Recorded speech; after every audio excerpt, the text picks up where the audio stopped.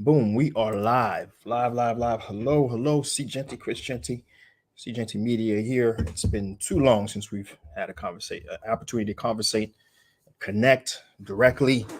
Hello, come on in. Per usual, we're gonna allow folks to come in. We're gonna play some video as we take care of some things on the back end. But just want to welcome. Today is 27th of November. If you're watching this after the live, just go ahead, just skip ahead a little bit, skip it 2-3 minutes. And those who are coming in, pile in, grab a seat, make sure to share the live. We have a great conversation. We have a lot of talking points to get to, just you, us, it's the usual opportunity for us to discuss. Of course, leave a comment, let me know you're in here. All right, guys, we'll be right back.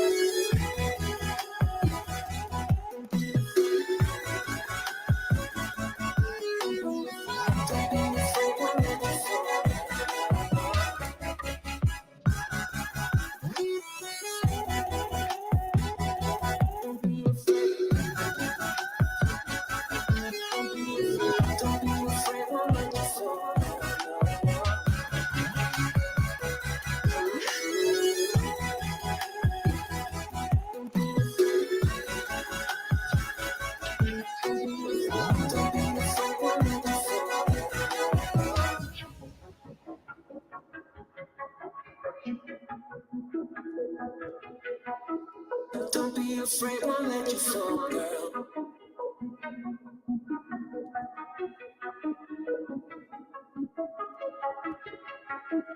Don't be afraid, won't let you fall, girl.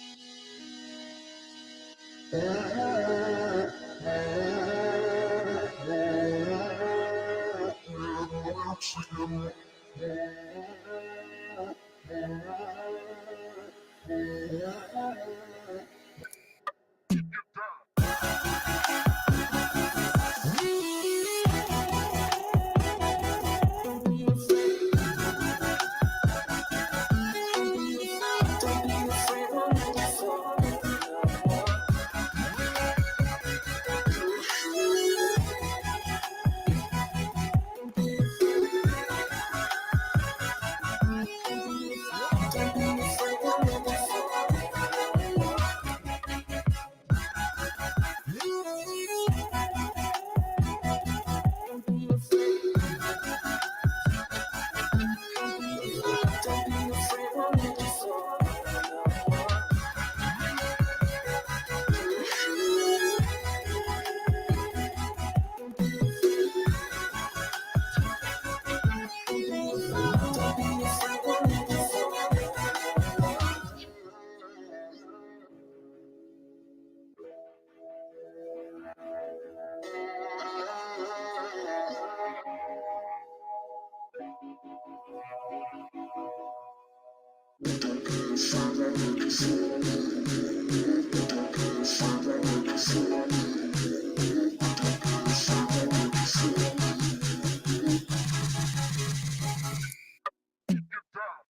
fall.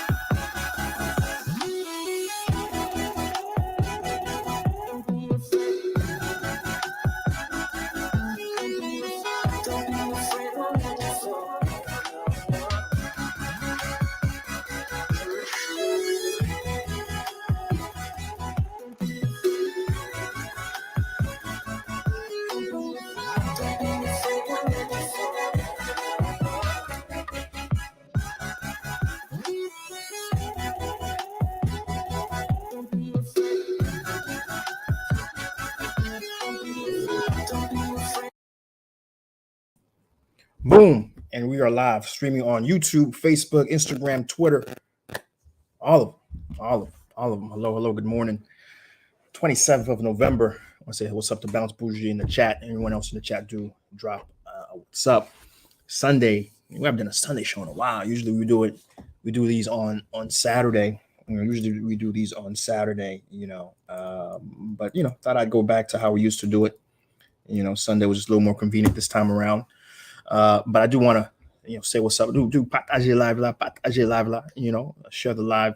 We have a stimulating conversation to have this today. We're going to be talking about, ports being unlocked. We're going to be talking about sanctions galore. We're going to be talking about DR, Dominican Republic, and what they're doing. Of course, I expect the Army of Dominican Nationalists to be in the comments. Of course, cannot mention DR without half that country deciding to get on you and getting into your comments and letting you know how they feel about a Haitian saying a word about anything DR, right? That's going to happen today. We're going to talk about the Black Panther, and the fact that, Haiti was mentioned. And of course, the World Cup is happening. I mean, come on. I mean, I don't think you've been living under a rock, but the World Cup has been happening. And so we're going to talk about that. And of course, anything else you guys want to talk about, this is your chance. Anyone in the chat, questions, comments, we're looking to engage folks, get folks involved, and just really, have this to be, your platform. This is your platform for. I want to keep this under an hour. I'm going to challenge myself. Let's see what we can do. Keep this under an hour today. Usually, and those who know what we do here should laugh when I say that, because usually we go 3+ hours easily on when we do these shows. But of course, we'll see how close we can get to that hour cap. Per usual, let's go through the top of the headlines, top of the hour stuff. So per usual, premier bail là, faut commencer avec langage nous, langage maman nous, langage papa nous, et langage nous tout, parce que nous l'école, n'importe côté nous y, c'est ça nous identifier l'autre haïtien, c'est avec eux là. Nous toujours voulons commencer avec lui pour nous comprendre bien que y a plus de respect pour langage nous, et des préférences, n'a préféré faire toute émission en net en créole là, et même là, bon, il y a des petits accents gagnés avec quelques monde, ça va garder, et raison nous pas faire dans créole, nous faire en anglais, c'est parce que bon, les gens importance, les gens nécessité qui nous fait des monde qui a partagé, qui besoin comprendre et de détails sur culture nous, sur ça qu'a fait en Haïti, et ça qu'a fait sur haïtien internationalement, et puis au cas de une perspective qui pas CNN, qui pas Fox, qui pas tout vieux côté qui m'a dit sur les mauvaises images de Haïti, et c'est ça yo basé même les gens qui a souterrain, qui a engagé, qui a fait belle bagaille, ou après Vice nous entrer a fini plutôt que yo te parler avec moun sa yo décidé pour yo engager BBQ, un vieux vagabond qui a détruit un pays, c'est moun sa qui yo bay micro, et but ça c'est un espace, ça c'est on nous dit safe space pour nous-mêmes qui a cherché des énergie positive pour nous joindre sous pays nous, et c'est l'allié. Bon, c'est l'allié parce que même avec toute difficulté que pays a gagné dans le moment, c'est assez jour. Et nous bagarre la gueule parce que bon, c'est non mais nous liés pour nous ranger est-ce que là avec.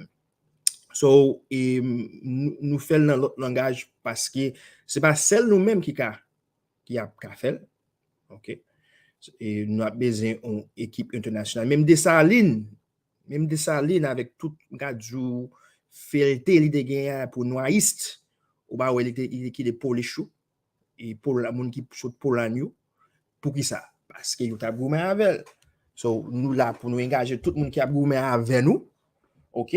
Et pour nous ouais et au nouveau pays, au nouveau Haïti. Après tout, bon, nous sérieux, bon, les gars, puis haïtien tout, qui est peut-être que là, il n'y a pas tout confortable là dans nous. Et puis haïtien, on presque 1 million haïtiens qui est États-Unis, par exemple, majorité, c'est anglais, yo préféré. So, pour toutes raisons, ça, et nous faisons l'anglais. Et bon, bon vérité, c'est qui ça? C'est qu'il y a plus d'autres monde qui c'est ça, yo fait net, bon, est-ce que je réciter messieurs dames, est-ce que je réciter tout côté où recevoir nouvelle ou et non créole, mais combien côté où recevoir ça nous va le faire là en anglais? 10 millions, messieurs dames, et ma fait mission en anglais. Peut-être celle monde qui plus proche ça l'a fait là, c'est madame Betude et docteur Betude, et il fait live il fait et toute émission en anglais. Mais après ça, il y a l'autre madame tout et excusez madame et Routy qui était sous il fait une interview avec elle sous live là tout. Mais après ça, bon, beaucoup après des moun ça, bon mon troisième non, m'a donné beaucoup well. So pour toute raison ça nous fait en créole, mais d'accord c'est anglais excusez, mais c'est pas que nous pas gain respect pour Canada, plus respect pour lui a fini bon, il un jour peut-être m'a fait des live non seul journée, m'a fait une en créole, excusez-moi, une en anglais après ça me retourner me faire un deuxième en créole, peut-être un jour nous faire comme ça. So just giving a quick rundown of why we do this in English. And again, we have a lot of respect for our mother tongue of Creole, but the mission here is really to engage a broader audience and really bring folks in who are trying to understand what's happening in Haiti and different aspects of our culture and who we are, and in addition to us Haitians as well. So that's why we do it in English, but again, lots of respect, and of course, I just want to give that disclaimer at the top because there's always someone who's going to come in halfway through the mission and be like, why is this and why is this? Tout haïtien comprendre, but as we said, it's not only just for Haitians to comprendre, it's for really everyone, including Haitians to understand. Per usual, as you know, you can always. We did a book that because a lot of folks, we don't do these lives as often as we used to. 101 ways to make money in Haiti, insightful success stories, interesting business opportunities for visionary entrepreneurs. I'm going to go ahead and drop that in the chat. Those who are looking for that link, I go ahead. It's SeeJeanty.com/shop for those on Instagram right now. SeeJeanty/shop. You can go and check that out. It will take you to Amazon. It will take you to Amazon, and you'll be able to purchase it through Amazon. You got the hard copy, an e-copy, ebook. And of course, the idea here is really to help with the number one question I get in my DMs. Usually is, listen, Chris, I have this idea. I want to bring it to fruition. How do we do it? And regrettably, I'm just not in a position to engage every single person that hits me up. But I do want to be in a position to help every single person who has that situation. So I sat down, wrote this book over a year and a half, and we talked to countless entrepreneurs, countless folks who are making it happen. And we took those stories, those case studies. Really, this is almost a Harvard Business School case study,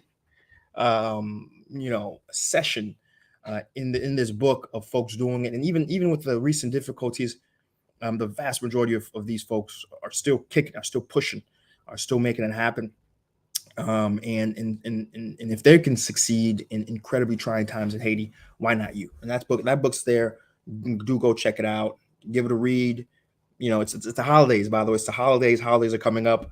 I should be able to do a live before Christmas, but this is the official Christmas plug. Go ahead and pick up a copy for a friend, a family member, or yourself, right? Additionally, keep in mind we got the SeeJeanty Action Group. Please go ahead and join that. It's truly become one of my favorite places to engage and be a part of on Facebook. I don't see a similar space on Facebook where we're constantly seeing imagery of Haiti at its finest, right? Even now, there's so many beautiful things happening in the country, so many beautiful places, architecture, buildings, sites, that exist, and the SeeJeanty Action Group has really become a space where folks freely are able to share that without regard to the usual feedback, the negativity, and I do encourage you guys to go type in SeeJeanty Action Group and be part of that, collaborative space. And of course, those with questions, and I've seen a lot of times where folks are trying to do something and they drop it in the chat and they get a few members, they get a few folks, a few people to be a part. And so it's a growing community, and I do encourage folks to go ahead and join the SeeJeanty Action Group Facebook group. Additionally, for more engagement, I do suggest the private WhatsApp group. Again, by the way, I'm dropping all these links as I'm talking to you in the chat. Those who are watching on IG, take a look on YouTube. You'll see the links that we're dropping in the chat.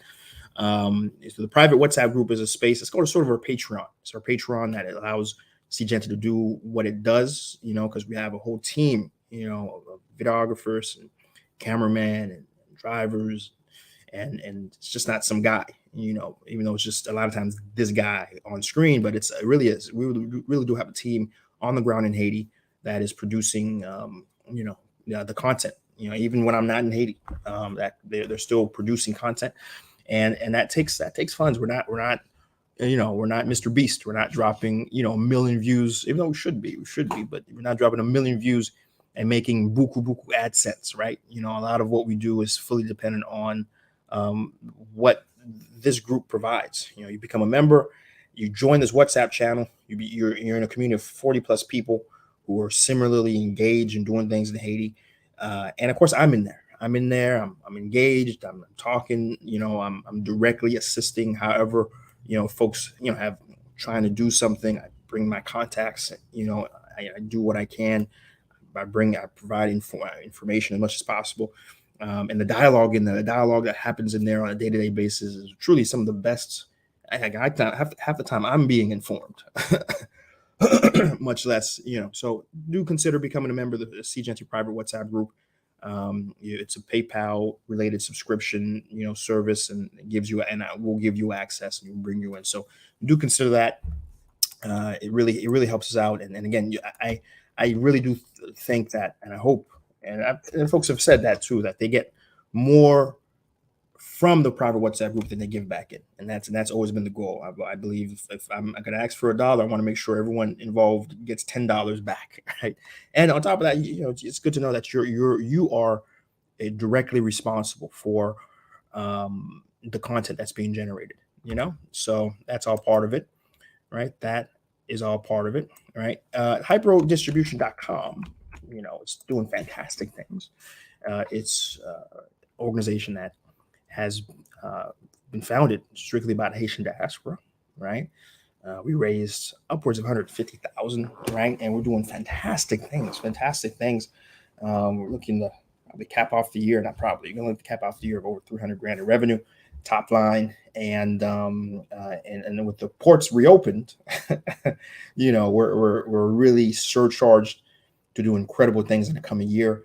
If you're interested in purchasing wholesale, a lot of the products that we're bringing in, visit hyperdistribution.com. You see the products, send a message, let us know, right?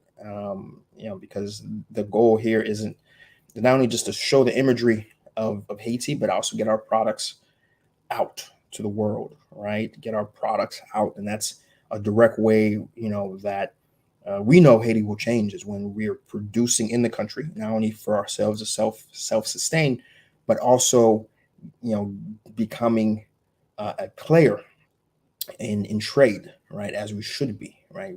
We've and jobs, investment, that happens, and we're leading the way. And hyperdistribution.com is that organization that's helping lead the way. So do take a look, see what you may like. And of course, for the folks who aren't looking to buy in bulk, right? We're on Amazon. A lot of the things you'll see, the products you'll see on hyperdistribution.com, there's a direct Amazon link. So if you just want 1, 2, a cassava, some vanilla essence, some jonjon, just 1 or 2 packets for your own personal consumption, you click the link and you'll be able to buy it on Amazon. Everything's on Amazon Prime delivery, so you'll get it in a day, 2 days, so that's a thing that exists, right? So hyperdistribution.com, you check it out. And that is the top of our stuff. Now we can get to the meat and the potatoes of the content. I want to just jump into the chat real quick, say what's up to a couple folks I see and a couple folks who are leaving comments. Please leave a comment, drop it. By the way, do like this video, like it on YouTube. like it on IG, like it on Facebook. That helps the algorithm push it out and let more folks get into and become informed. And of course, do share it. Consider sharing it. I want to say what's up to LM, the true veteran. Always happy to see you in the chat, LM. What's up? What's up? We got Rodrigo Jasmine. First time seeing you in the chat, but I want to say what's up. Canal David, good to see you again, my friend. Hello, hello. Your Haitian translator. How you doing? First time I'm seeing you in the chat, but hello. You got Ed Benoit in the house. What's up? First time I'm seeing you. Good morning. Happy to have you on this Sunday morning. We got Mario Desrosiers. Et moi, j'habite en France et je ne parle pas anglais, mais j'ai parlé français et créole. There you go. See, your boy knows a little bit of Spanish. Holla at your boy. That's 2-3 years of taking Spanish courses and living in France for a while. So your boy can do a little French too. But I understand, Mario. Hello, welcome to the chat.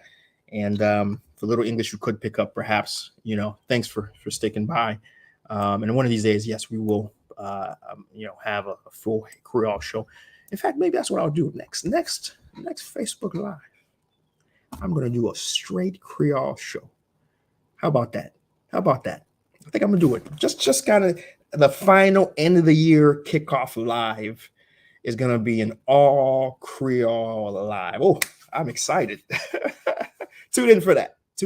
Make sure you're following me on IG and YouTube. That's when you get the announcements of when we're doing a live. So I think I may do that. That just excited the heck out of me. So we'll do that next live, all Creole.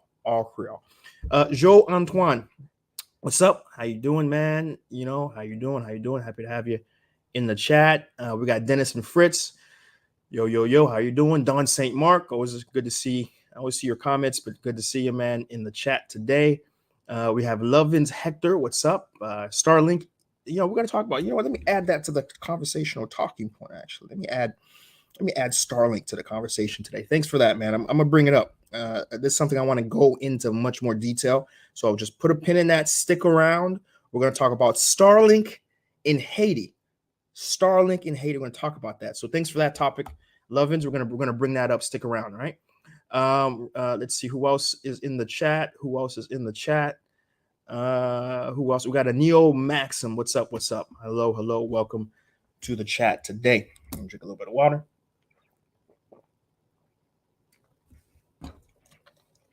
I needed that. So let's talk about it. Our first talking point today really is the fact that the ports are reopened officially, right? President Barbecue. Remember I used to call King Moise, right? Now we have President Barbecue in his graciousness, in his mandated authority, went ahead and said he was going to release the country from the grip of its famine, its misery, its blockade, its internal embargo, and allow gas and fuel to flow into the country. And that happened. We're going about 2 weeks now when it officially occurred. Though, actually, to be quite honest with you, he actually had announced even a week before it really was announced that he had let the ports open, and we did have some fuel leaving even a week prior to that. But there was a lot of, I guess you can say, anxiousness, or a lot of drivers who weren't necessarily believing the news or weren't sure of the news. But it wasn't until that second announcement, and he made a much grander show of doing a press conference. Somehow there's always like 10 white guys in these things. If you look at some of the videos, you'll see like 2-3 media entities, and just for I feel like there's more white people in Cité Soleil filming barbecue on any given day than there's foreigners in the entire country. Make that make sense for me. Make that make sense for me, people. I don't quite understand. How does BBQ have more foreigners in his neck of the woods filming him? Oh yeah, okay, all right, okay. We'll leave that alone. All right. But so barbecue went ahead and made that announcement formally, and then on top of that, we had the police come in and make a show. They filmed, came with their own YouTube group, their own media. I wasn't involved, so their own media group filmed it, made a whole big spectacle of them putting down the law, and even though somehow no gangster was killed, even though no police officer was shot at, they were able to go in and do this media and make it seem as if they had control. That's cute. But they did that. And the combination of those two things allowed ultimately the drivers of these trucks to feel comfortable enough to actually, try to go in there, deliver.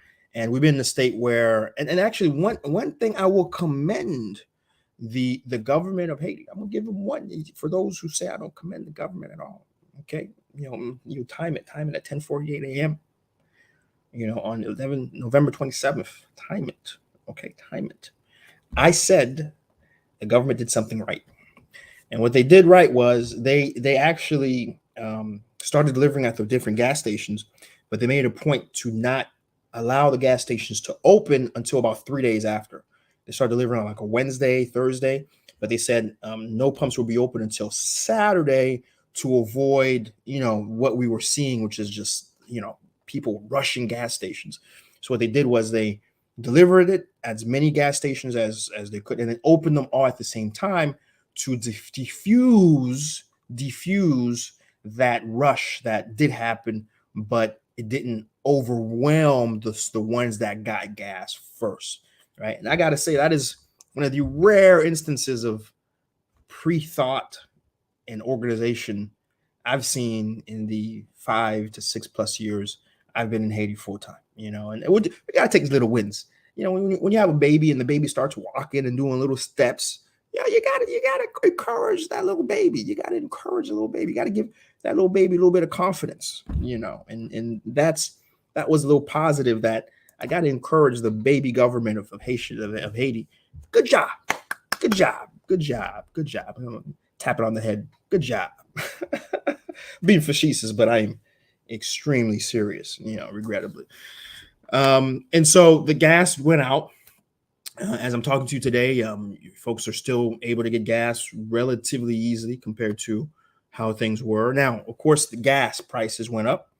Gas prices are right now double what they were. So diesel is at 670 good, 670 good. If I were to go to the BRH website right now, BRH is the Central Bank of Haiti, and we can just pull that up real quick, and let's see what the official bank rate is from the state of the Haitian state. And we're looking at 137 as of today, November 26th. We're at 137. So if I take 670 good and I divide that by the official state currency right now of 137, right, then we have a price of about 489 for diesel, 489 for diesel. And then for gasoline's at 570 good. So if I take that same thing, 137, right, we're looking at 416 for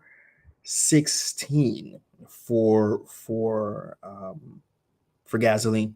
Now, in comparison, right now, if you're driving around, at least South Florida, I can't speak to what state you may be watching this from. You were looking at gas closer to about $3.20. They're talking about the regular gas. About $3.20.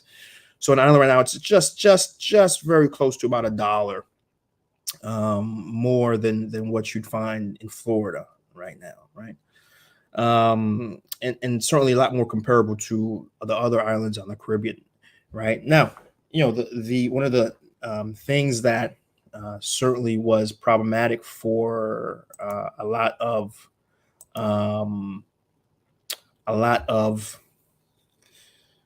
people, right, has been the fact that it's really expensive, right, compared for the regular Haitian, and the fact that the subsidy was one of the few things that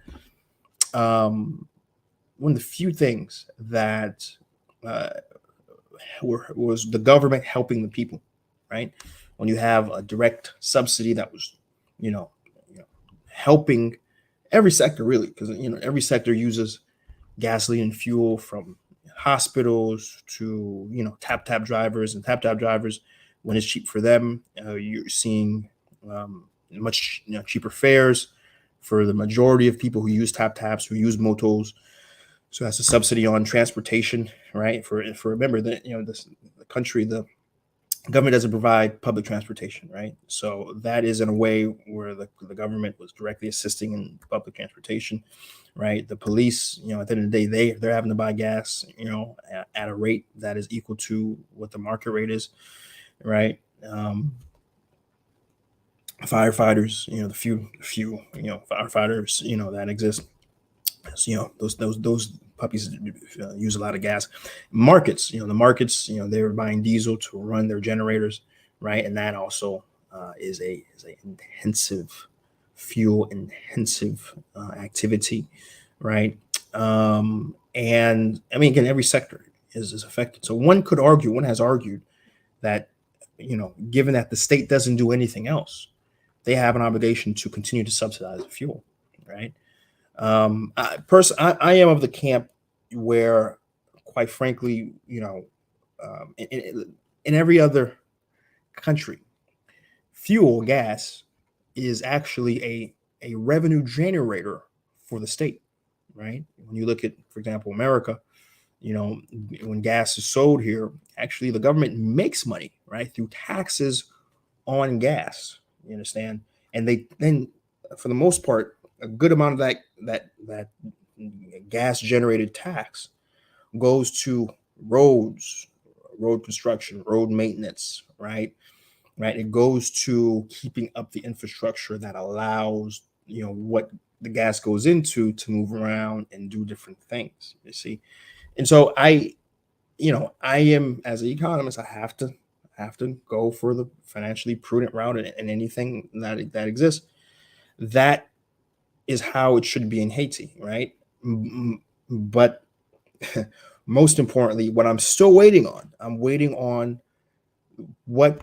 Okay, now that the state isn't spending what they said was $400 million on this subsidy, right? What is the state going to do now? All right, so they have an extra $400 million that they used to spend, they're not spending anymore, right? Okay, I haven't seen any announcements, any news of what's going to happen to this 400 million that used to go here, but now what? Where is it going? Right? Is it going to school teachers in Haiti? Because a lot of them had back pay that haven't been paid in ages. Is it going to perhaps administrative government employees, not the higher ups? I'm talking about just the regular folks on the ground who you would interact with when you try to go and get government services. So they're not trying to gouge you with corruptive, under the table charges, right? So they can pay their find food. A lot of times, you understand, like when you go into any government building in Haiti and you have brazen people, like the receptionist, just to allow you to go in the door, says, yeah, give me 500 good, right? Brazen, says 500 goods just so I can let you inside, right? A lot of times that receptionist, I'm sorry, the reality is a lot of reception probably hasn't been paid a salary in 6 months. That receptionist hasn't been paid a salary in 6 months, and that 500 good is the only thing she's going to receive that day, right? To buy food.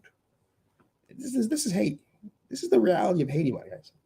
Those who haven't been engaged in Haiti and haven't had the mispleasure of having to go to the government bureau to do anything. This is the reality, my friends. It's mind blowing. It's mind blowing, right? And of course, real corruption in Haiti. It's not just that simple. That 500 good that you give them, she has to break off 250 good, and it goes to the top. It goes to that same director, in that bureau that who also probably hasn't been paid. But maybe directors get paid. But of course he needs to pad his pockets because he has that second and third house he has to build. This is the reality, guys. And so is that 200 or 400 million going to allow these government employees to make their salary and maybe be less corruptive in the corruptive system? Are we going to have that? Are we going to have that 400 million to go to police officers' salaries? Because just like the police officer is a government employee, and I am telling you, there's it breaks my heart. I've been in situations where I've been pulled over by Haitian police. And they tell me straight up, they say, Chris, they don't know me, I'm Chris. Well, they take my ID and see my name, but they say, hey, he has that police officer who hasn't eaten a meal in a few days because they haven't made a salary in weeks, right? And they ask you for, just a second good, just so they can buy something. I mean, this is what we're dealing with, guys. This is what we're dealing with in Haiti, guys. When you have police officers, right, and you wonder why we have such a gang issue right now. Do you understand? Right? Do you understand we have such a criminal situation right now? This is sad. You get pulled over to check, because police have checkpoints. So those who aren't familiar with Haiti, police have checkpoints, right? Right? And so they'll stop you, kind of check your ID, make sure you're legal. And during the checkpoints, they'll tell you straight out, they haven't eaten in days. This is crazy. And they're asking you for 250 good is equal to probably about $1. Is that about $1.50? They're asking for $1.50 just so they can eat that day. It's the police. Because the state hasn't given them their salaries in months. It's crazy. So is that $400 million going to go to that? Is that $400 million going to go to roads being rehabilitated? Right? Anyone will tell you, drive around Haiti, you see the conditions of the roads. You drive around Haiti, you'll see the trash. Is that $400 million? Which, by the way, this a big part of how the trash gets collected is money that's funneled from the federal entity, because Haiti is a federal. All money needs to flow first from the federal to the municipalities. Even the money that's collected, local property taxes gets funneled to the federal and then gets refunded back to the municipal. It's crazy, a crazy system. It's not appropriate for what Haiti needs.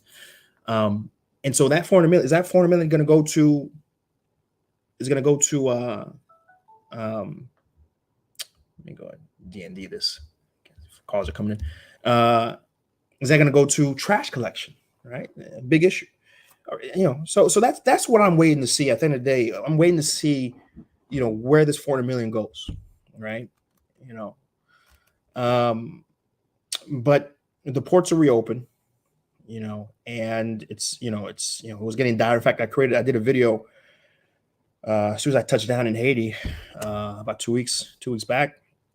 I kind of showed the state of grocery stores and different places. I regret I didn't go to a market, like an open air market, where really the majority of Haitians get their food. I focus a little too much on the stores, right? Just to kind of talk to the Madame Serras, and what you would have gotten was their prices have gone up 2-3 times, right? Because of just the general inflation and the devaluation of the good.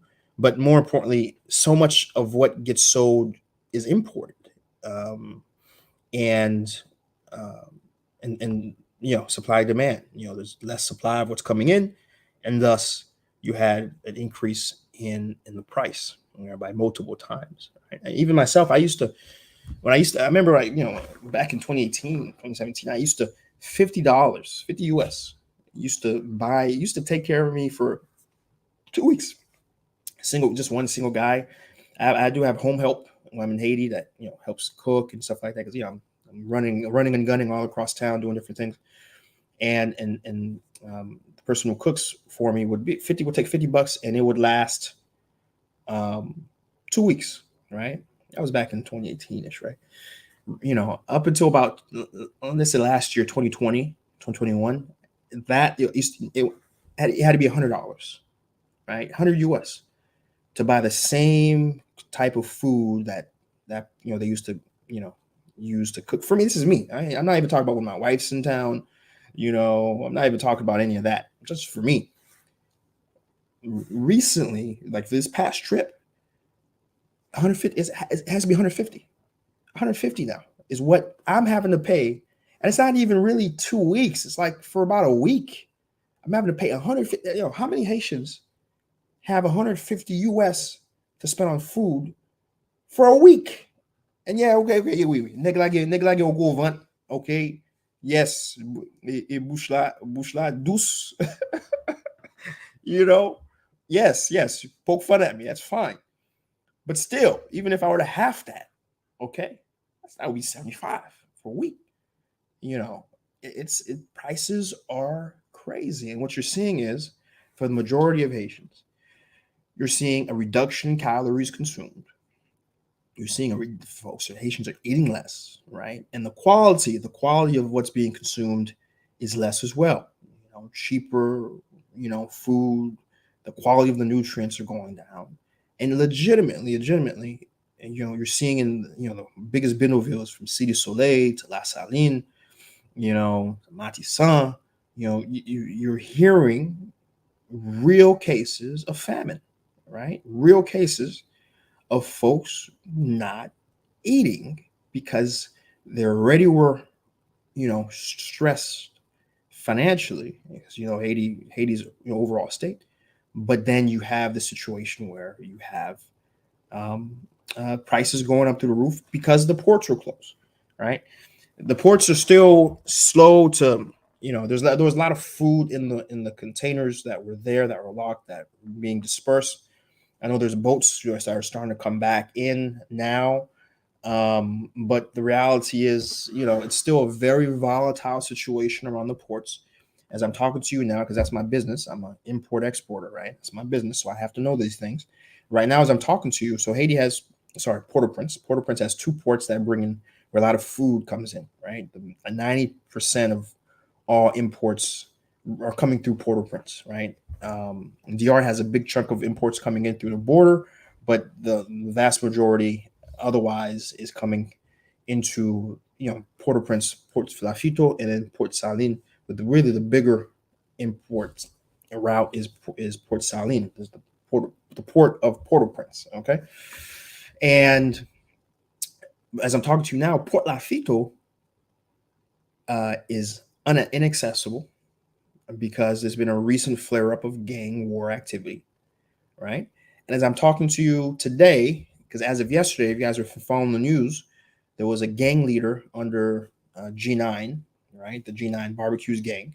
One of his gang leaders, part of that, remember, it's an association, it's a federation of gangs, right?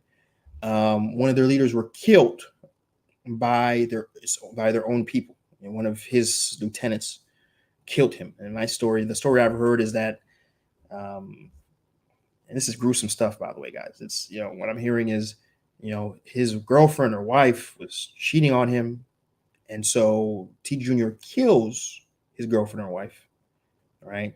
And then the lieutenants hearing about this, you know, kill him, right? And right now, the, you know, allies of G9 hearing that one of their, you know, important figureheads were killed by one of their people, no less, the G9 Federation moved into the territory of T Junior, right? And has been mercilessly massacring countless innocent people, right?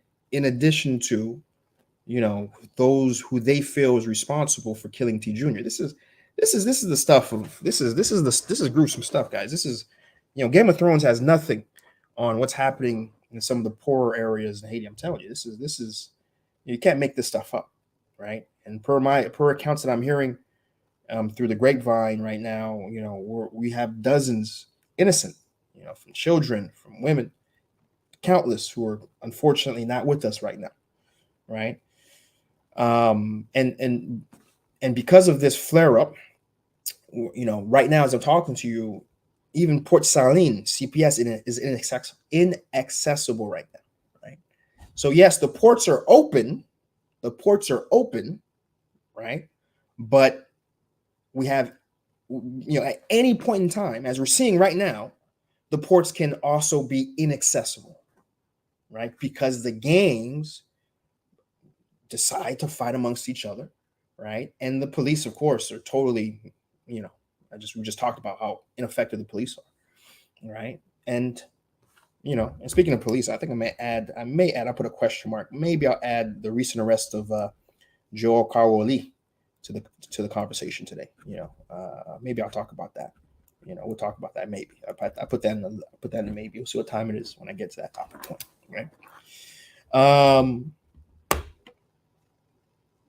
So, I think it goes without saying, guys, that a lot of folks, I've gotten a lot of flack as relates to the security force, and the fact that I have been an advocate for the security force, the international security force, to come in and not take over the entirety of the country, but take over those specific corridorways, Artisan, City Soleil, those specific infrastructure corridors, to provide a degree of security, not just for the transport of these things, the gas, the fuel, the containers coming in and out, but also for the people. When you fly in right now, into port, the airport of Port-au-Prince, Tucson Louverture Airport, the first thing you're going to see a refugee camp. And the folks who are there are from City Soleil, escaping the violence of the gangs that are happening in City Soleil. That's the first thing you're going to see when you get out the airport. The first thing you're going to see, first thing. Heartbreaking, man. Heartbreaking. As a Haitian, as a son of Dessalines, to see your people in a state where you're the internal. This is stuff you see in Africa. Quite frankly, I've never seen this in Haiti. But this is not the first time. This is the fourth or fifth time you're seeing these internal refugee migrations of the poorest people in the country, because where they are has become so overrun with heinous acts of violence, right? Heinous acts of violence, right? And how can you, this is I don't know how you can actually, and that's the thing. A lot of these folks who are advocating against the security force, they haven't flown into Haiti. They haven't flown to Haiti for years. They're sitting in their air-conditioned room on Twitter, right? Typing. They read a few books about Haiti and the idea that Haiti is, and they're expressing that no foreigner should come to Haiti. Meanwhile, those like myself who are in the country see the what's happening, right? And though a lot of folks, I've heard the other big feedback has been, well, Chris, I was in the country during Minister and they didn't help. This is 2017. Haiti in 2017 was a completely different country. 2017, I'm driving through Matissan at 11 o'clock at night, coming from, visiting my wife's family is in Kafu, coming back from Kafu at 11 o'clock at night by myself, full traffic, people around walking the roads. But of course, they're in, and they felt Minister didn't do a thing, despite, right? Okay, all right, okay, cool. Okay, sure thing, whatever you say, no problem.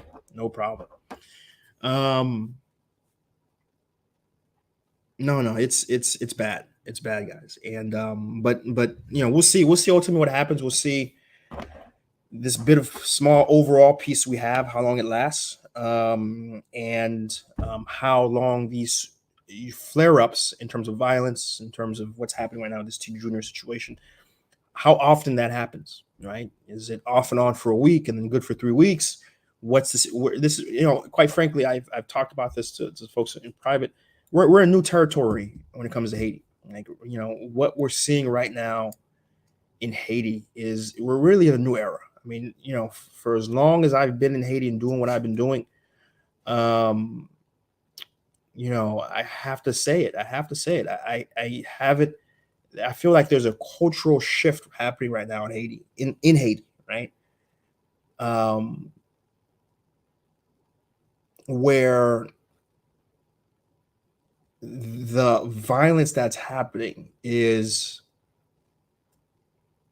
you have a desensitizing of violence, but I think it's more than that. that's happening right now in Haiti. We have a shift towards, it's almost as if, the Wild Wild West, when everyone's mindset becomes, sort of get before you get got sort of mindset, right? And I feel we're moving towards a direction like that, in Haiti. It's hard to really describe other than that feeling where, folks are moving towards, okay, I'm gonna get got, so let me go get. You understand? Like, there's a pervasiveness of the violence that's happening right now, that a downward spiral is happening around that. I haven't ever been part of the Haitian cultural ethos until recently, and we're going to see where this takes us. But I can tell you right now, it's I don't think it's going to get better until it gets a lot worse. Just my 2 cents. But let's move on to this morbid topic, right? Very morbid. And let's move to the second topic, which is sanctions, right? Sanctions galore, and kind of related to each other. And that is, we've had a lot of big names get sanctioned. Michel Martelly being probably the biggest one. Laurent Lamotte, from Prime Minister of Michel Martelly, got sanctioned, right? We got Yuri Latour, who is a well-known individual who's been involved, or at least known to be involved, or conversated to be involved. Let's say it like that. Conversated to be involved in a lot of activities, and then Joseph Lambert, out of Jacmel, someone else who, I'll be honest with you. I'll be honest. I don't. Y'all correct me in the chat, but I haven't heard Lambert really being involved in that stuff. To be quite honest with you, I mean, I was in Jacmel for a while. I never really heard, or he didn't really have a reputation necessarily to be involved in that. But he got sanctioned as someone involved in at least corruption. You understand that when folks got hit with these sanctions, they kind of grouped everybody together. They grouped the drug dealers, they grouped the folks who are financing kidnappers, they are believed to be financing kidnappers, they grouped those who are believed to be financing gangs, and they grouped those who are also involved in drug, if that's a drug already, or arms trafficking, right? They grouped that all together and said, here's your list of folks who got sanctioned because we believe, this is Canada and this is the US, we believe they're involved in these stuff, right? But you're not necessarily getting, okay, this person is sanctioned specifically because he's in the drug trade. This person is being sanctioned specifically because he does a lot of corruption, a lot of backhand deals, kickbacks, da da da. You're not really getting that level of specificity. And so, is Lambert doing one of these things, one of these other things? It's not necessarily clear by the way the sanction is worded, but suffice to say, they're involved enough in the minutia of dirtiness in Haiti that they were flagged by the U.S. Canadian government and sanctioned. And just so you know what that sanction means, they're not allowed to visit that country anymore, right? Their whatever assets they may have in that country is confiscated, taken away from them. Whatever money in the bank is taken away from them, right? So you have a holistic usurping of whatever presence that person had in that country when they get sanctioned, right? Which is my personal take is yes. I'm all for it. Even if, as we all know, these folks aren't necessarily the source of a lot of these things. But I think it's important that we're taking very big, indication that this stuff isn't acceptable by the powers that be, right? And that those who are really doing it are watching. And those who are really doing it, when I say really doing it, you know, I don't want to sound like the other groups, the oligarchs and the da da da da da and the masterminds, and I don't want to sound like a big conspiracy theorist. I don't want to go that route. But we know there's a reality, which is there's big money in Haiti putting out a lot of this stuff. Because again, when you look at a dirt poor gangster out of City Soleil who doesn't even have sandals that fit him. They're in two match sandals, meaning they can't even afford sandals on their feet, but they're toking a $2,000 AK, right, automatic rifle with more bullets available to them than there's food available to them in the entire country potentially, right? You see, there is a big money influence coming from somewhere, giving these people access. So that's not a conspiracy to say that. It's not a conspiracy to say that, right? So are these sanctions targeting these people? No, right? But it is a canary in the cage for these people that they're coming if they continue, right? So they targeted, folks who are very much symbolic, public figures, to make a public statement that what's happening right now, the financing of these gangs and the kidnappings, is unacceptable. And then quite frankly, you're not going to tell me that the U.S. government doesn't have a hard list of who the real folks are. I'm not saying they know all of them, but you don't tell me they don't have one or two, that they know. Come on now, come on, right? You don't tell me Canada doesn't have a hard list of one or two that they know for sure. They got bank records and they're tracking, they're making movements. They got informants on the ground. They'll tell me they don't know. Come on, man. Come on. Right? Of course they know. Of course they know. Right? And so have those sanctions been hit yet? We don't know. Actually, there was a first round of sanctions that were not publicized, somewhere around a dozen, I believe. Folks were hit, but those weren't publicized. The recent ones have been publicized. I mean, to the point where even the Department of State, Anthony Blinken, cited Lambert's name by name. Specifically made a tweet specifically for Lambert and said Lambert is a corrupt corrupteur who's da da da da da, and we sanctioned him, right? And that hurt because I know Lambert. I'm in South Florida here, and it's understood Lambert has a really nice mansion. And his wife lives in is it Boca del Rey, somewhere either Boca or Del Rey.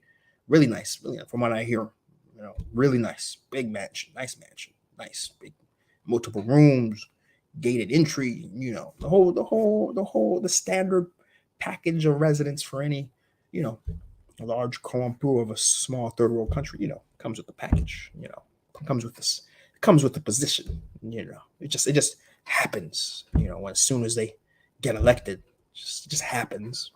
You understand? Don't question it. They're hard workers. They're entrepreneurs. Of course, they didn't get it before they got elected. But okay, all right, okay. So he got sanctioned, and so what does that really mean? I don't quite understand what that means for their home. If they keep if that was their primary residence, if they keep their primary residence, I'm not sure what that means, quite frankly. But they got sanctioned. And the story long short of it is I'm happy to see it. Keep them coming. Keep it coming. I think no public figure should feel safe in Haiti. They should know that their position and what they're doing is going to come back and bite them, and they're going to have nothing. Because especially a lot of these guys don't keep nothing in Haiti. They bring them out of Haiti. They should know that. They should live in constant fear that their ill-gotten gains will be ill taken away from them, right? They should constantly be thinking of that, right? And I revel in the day which the hell that these people have been a part of creating by taking resources out of the government, out of the treasury of Haiti, and putting in their pockets to invest in their personal affairs, and causing Haiti to be in a downward spiral that it is right now, right? That they have to live in it, just like everyone else. And their wives can't leave. Their wives can't leave and be living over there. Their kids can't be over there, right? While they're making it miserable for the Pep's kids and the Pep's wife, right? The population, the mass, to live in a hellscape, they should live in the same hellscape. Right? They should live in the same scape where even their bulletproof cars don't give them safety. Right? They should live in the same condition that they've helped create, because perhaps they'll finally start doing the things that need to be done to make Haiti not just livable for every Haitian, but prosperous for every Haitian.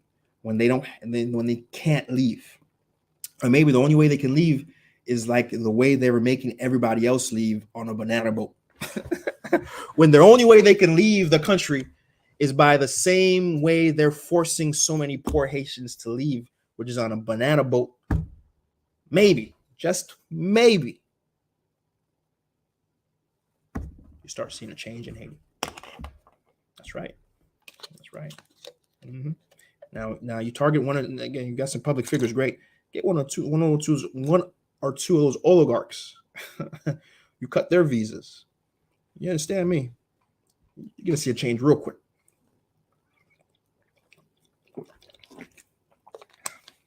You'll see a change mighty quick. You understand me?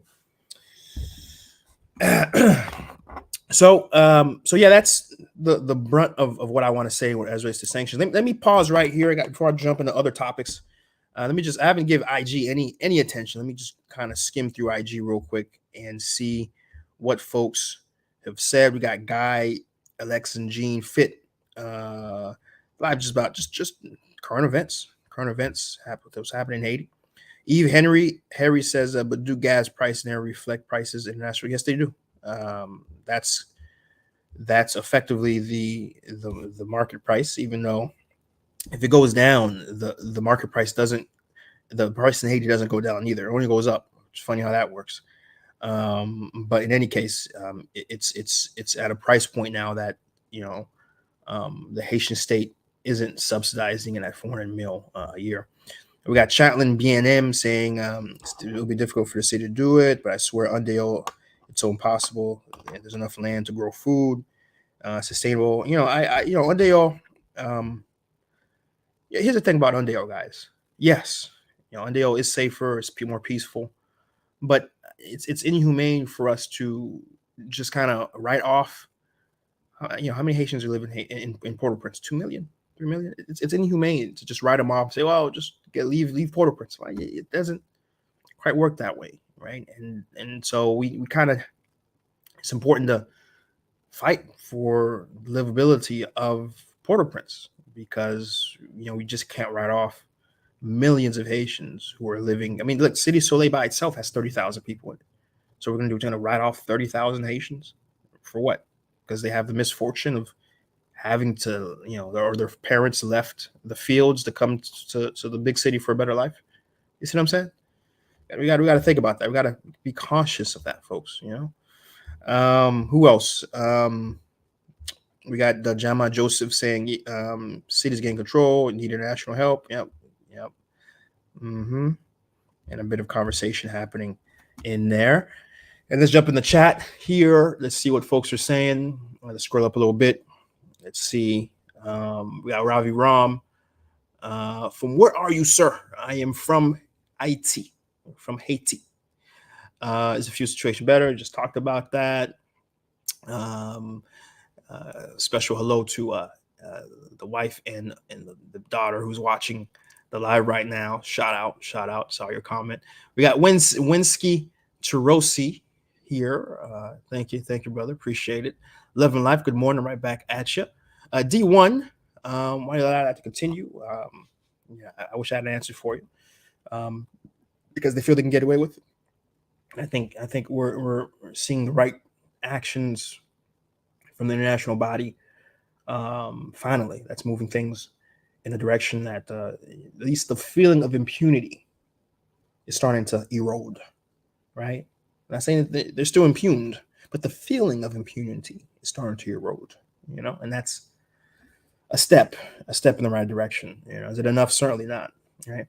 We got Kwani Kwan in the house. Bravo, merci fouet. James Lubin in the house. What's up? Stephanie in the house. What's up? Asker Munar in the house. What's up? Haitian Poppy.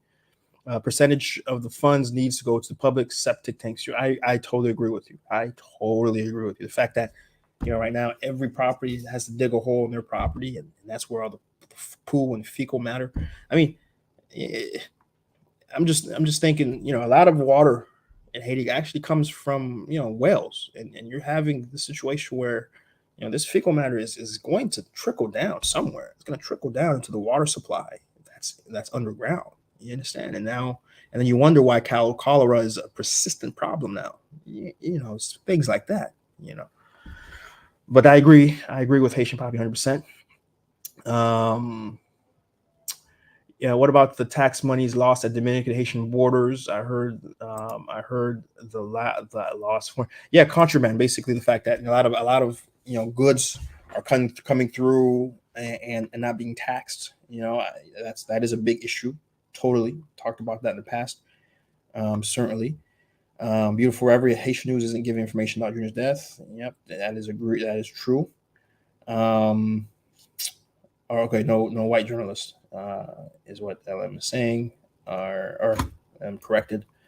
I haven't heard about this. Something about the ABC Islands and a Russian Venezuelan boat. Okay. What else? Folks are saying? We got Rob Roy in the house saying, I know you travel, so what you're describing is the Port-au-Prince metro area. It's a Port-au-Prince metro area is where everything I mentioned is happening, right?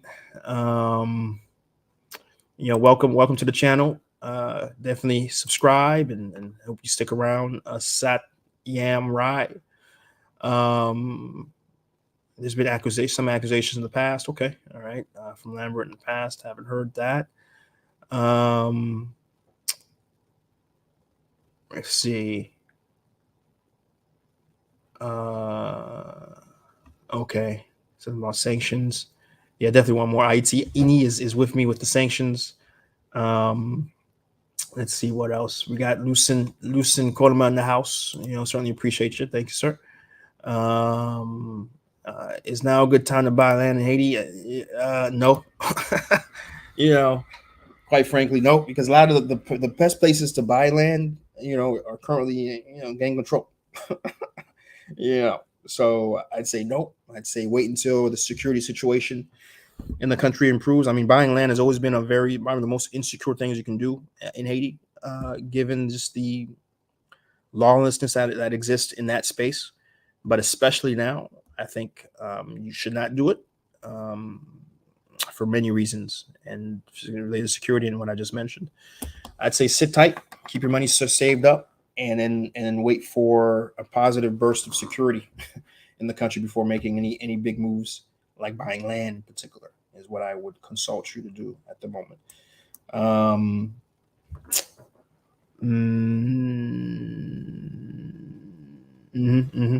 All right, so that's the comments I kind of want to address in the chat.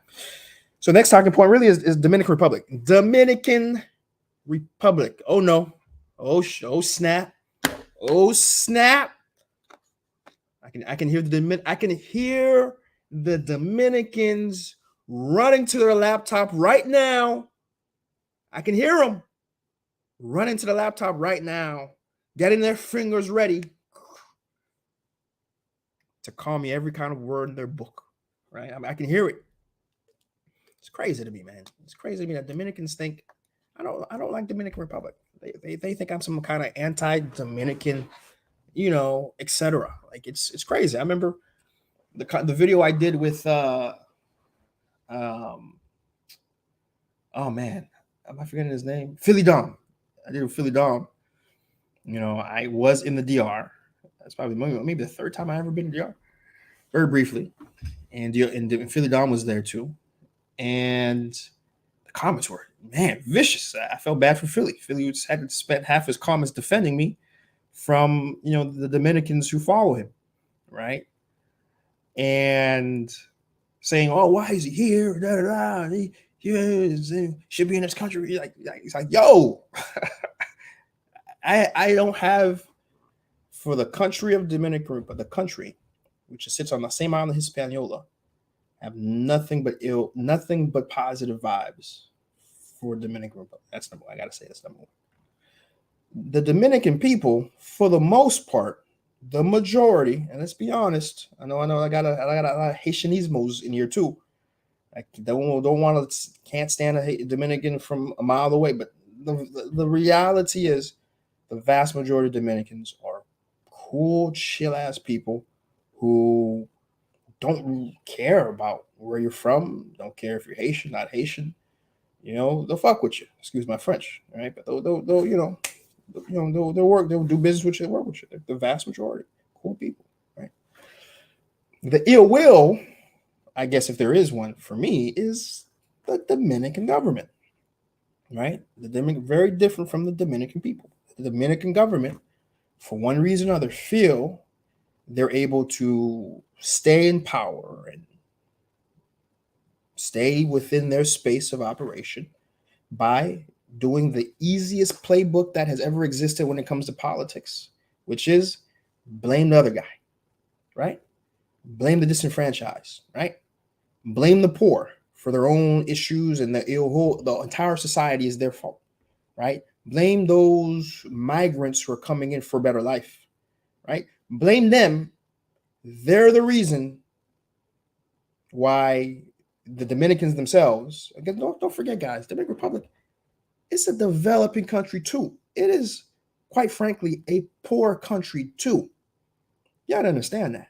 Right? Anyone who's flown to Dominican Republic, yeah, there's some really nice stuff. You can find McDonald's and toll roads and movie theaters. I mean, it's, you know, night and day compared to Haiti. But you just drive a little bit off from the central place in San Domingo or whatever city. You just drive a little bit off, right? And it's you'll hit with the reality of what the vast majority of Dominicans live in, which is they're in a poor country, right? Making very little money, trying to survive every day. And to those Dominicans, the Dominican government says, hey, you're in misery, not because we're not giving you enough social welfare and programs and engagement and education and providing you, you know, doing our things that we should be doing as a government. You're in the condition you're in because of the Haitians. The Haitians are your reason. The Haitians are why you can't get good health care because they're in your hospitals. Poor Dominicans. Poor Dominicans. Look, you can't get good education because the Haitians are in your schools. You see, you can't get good roads because the Haitians are dirtying up your roads. It's the Haitians, right? So understand the criticism, okay, is with the Dominican government. All right. I just want to be super clear that we're against the Dominican government that is manipulating its people to concentrate its misery on a subset of people who are in a miserable state, right? And just like the poor, the Dominican poor are trying to get a better life. That same playbook that existed forever in particularly capitalistic societies, where you have the people at the top, the people in power, rather than who are truly the reason of why you're suffering, going and dividing instead, because they know the power of, the most dangerous thing on the planet, if the Haitian poor who are in Dominican Republic, anywhere really, but Dominican Republic, and the Dominican poor were going to come together and work together, right? It would be a dangerous thing for the Dominican government, and it would be a dangerous thing for the Dominican elites, right? Who are thriving because of the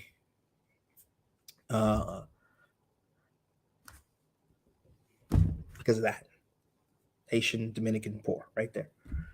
I mean, there's news that came out just this week where the Fanuels, which is a Cuban family, Cubans, okay, who has the largest sugar empire in Dominican Republic, right, who pays their workers nothing, just about the little they pay are very small, and often will go and not even pay their people, right? And even those who receive payment, their lives, the way they live. I mean, you gotta see these photos. I mean, you think of Bendelville and Cedar Soleil's bad. Holy shit. Holy crap. Nice.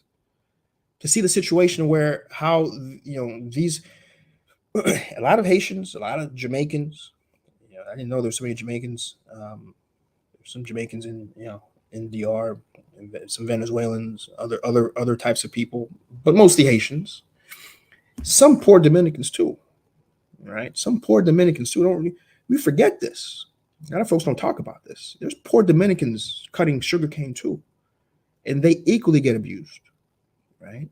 Haitians get abused in particular because they get it real bad. Because what happens is a lot of these sugar companies do, they'll use the labor of these Haitians, and then the moment when it comes time to pay them, it just so happens that the Dominican Border Patrol shows up and kicks them out, and thus they get no payment. It's just coincidental.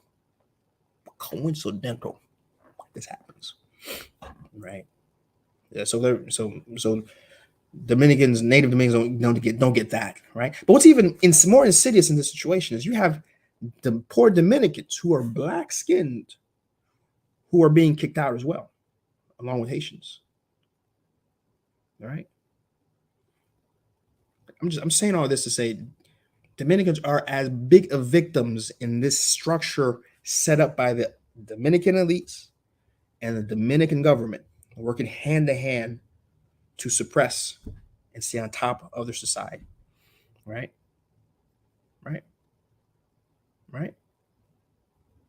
You see? And already I'm seeing my Dominicans in the chat. Already I'm seeing the Dominican. Go fix your country. You need to go back to Africa. Fix your African country before you come back and raise your lips about the Dominican government and the Dominican society.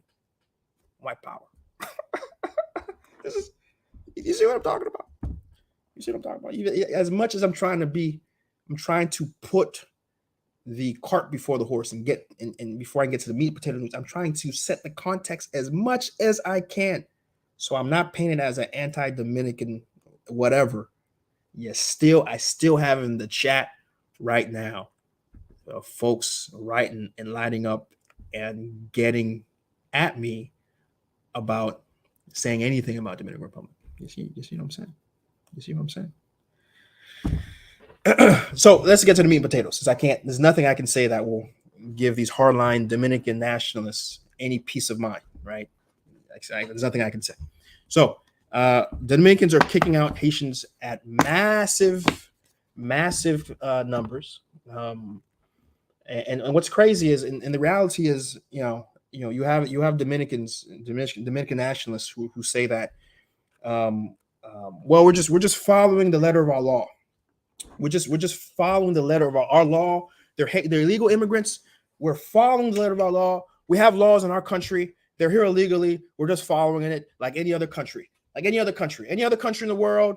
We have laws. We have processes like any other country. We're just following it. And these Haitians need to either get in the right way or get out. That's what they say, right? Here's some problems with that. Problem number one. You ready for this? There's a lot of white Europeans right now living in Dominican Republic. Okay. They've been living illegally for years in the Dominican Republic, and they've never been accosted by the police once. And this isn't just hearsay. I was in the DR. I was having these conversations, man. Right? And they're laughing, chuckling. I met a bar owner, right? Not only was he living in the Dominican Republic for over 10 years illegally with no paperwork at all, his business wasn't even registered. Make that make sense for me, guys. Make that make sense, right? And that's the vast majority of white-looking immigrants will never be targeted for their papers in Dominican Republic. They exclusively look for those who are dark skinned, and that's why the U.S. government came out with that comment, that alert that said, "Hey, yo, if you're black skinned, even with a U.S. passport, be aware you're going to be targeted. Be aware you're going to be racially profiled. Be aware because it's been happening. Because it's been happening, right? And that's what's crazy. So I don't mind. I want to be very clear, guys. I don't mind. You know what a Dominican nationalist will say. We got borders. We have laws. These Haitians got to follow it. Cool, cool. I applaud you, son. You're right. You're right. You're a country. You have sovereignty. I'm with you. But why aren't you enforcing your laws equally? Why aren't you showing your laws equally? That's all I'm saying. Do it equally. Do it equally. White skin, dark skin, Haitian looking, non-Haitian looking. Enforce your laws equally. Equally. That's all I'm saying. Dominican nationalist. That's it. That's my issue. That's it.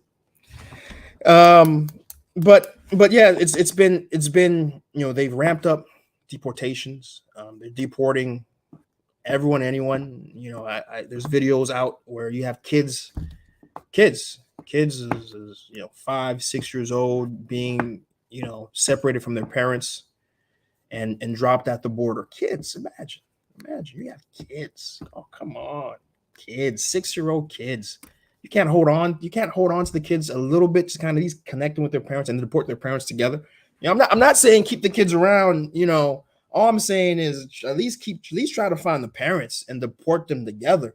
You have situations where the Dominican police are gathering kids who are just playing soccer, gathering these kids up and just dropping them in the middle of nowhere on the border. To God knows what happens to these kids. Cages. This is what's happening. This is what's happening right now. This is crazy, right? And of course, where's the proof? The proof's all on WhatsApp video, man. I don't talk about anything I haven't seen. If I haven't seen it personally, if I haven't experienced it, I don't talk about it. What people share with me, I don't reshare. What people tell me, I am saying of what I've seen with these two eyes, right? And what I've experienced because I went to DR and I saw it for myself. It doesn't count though.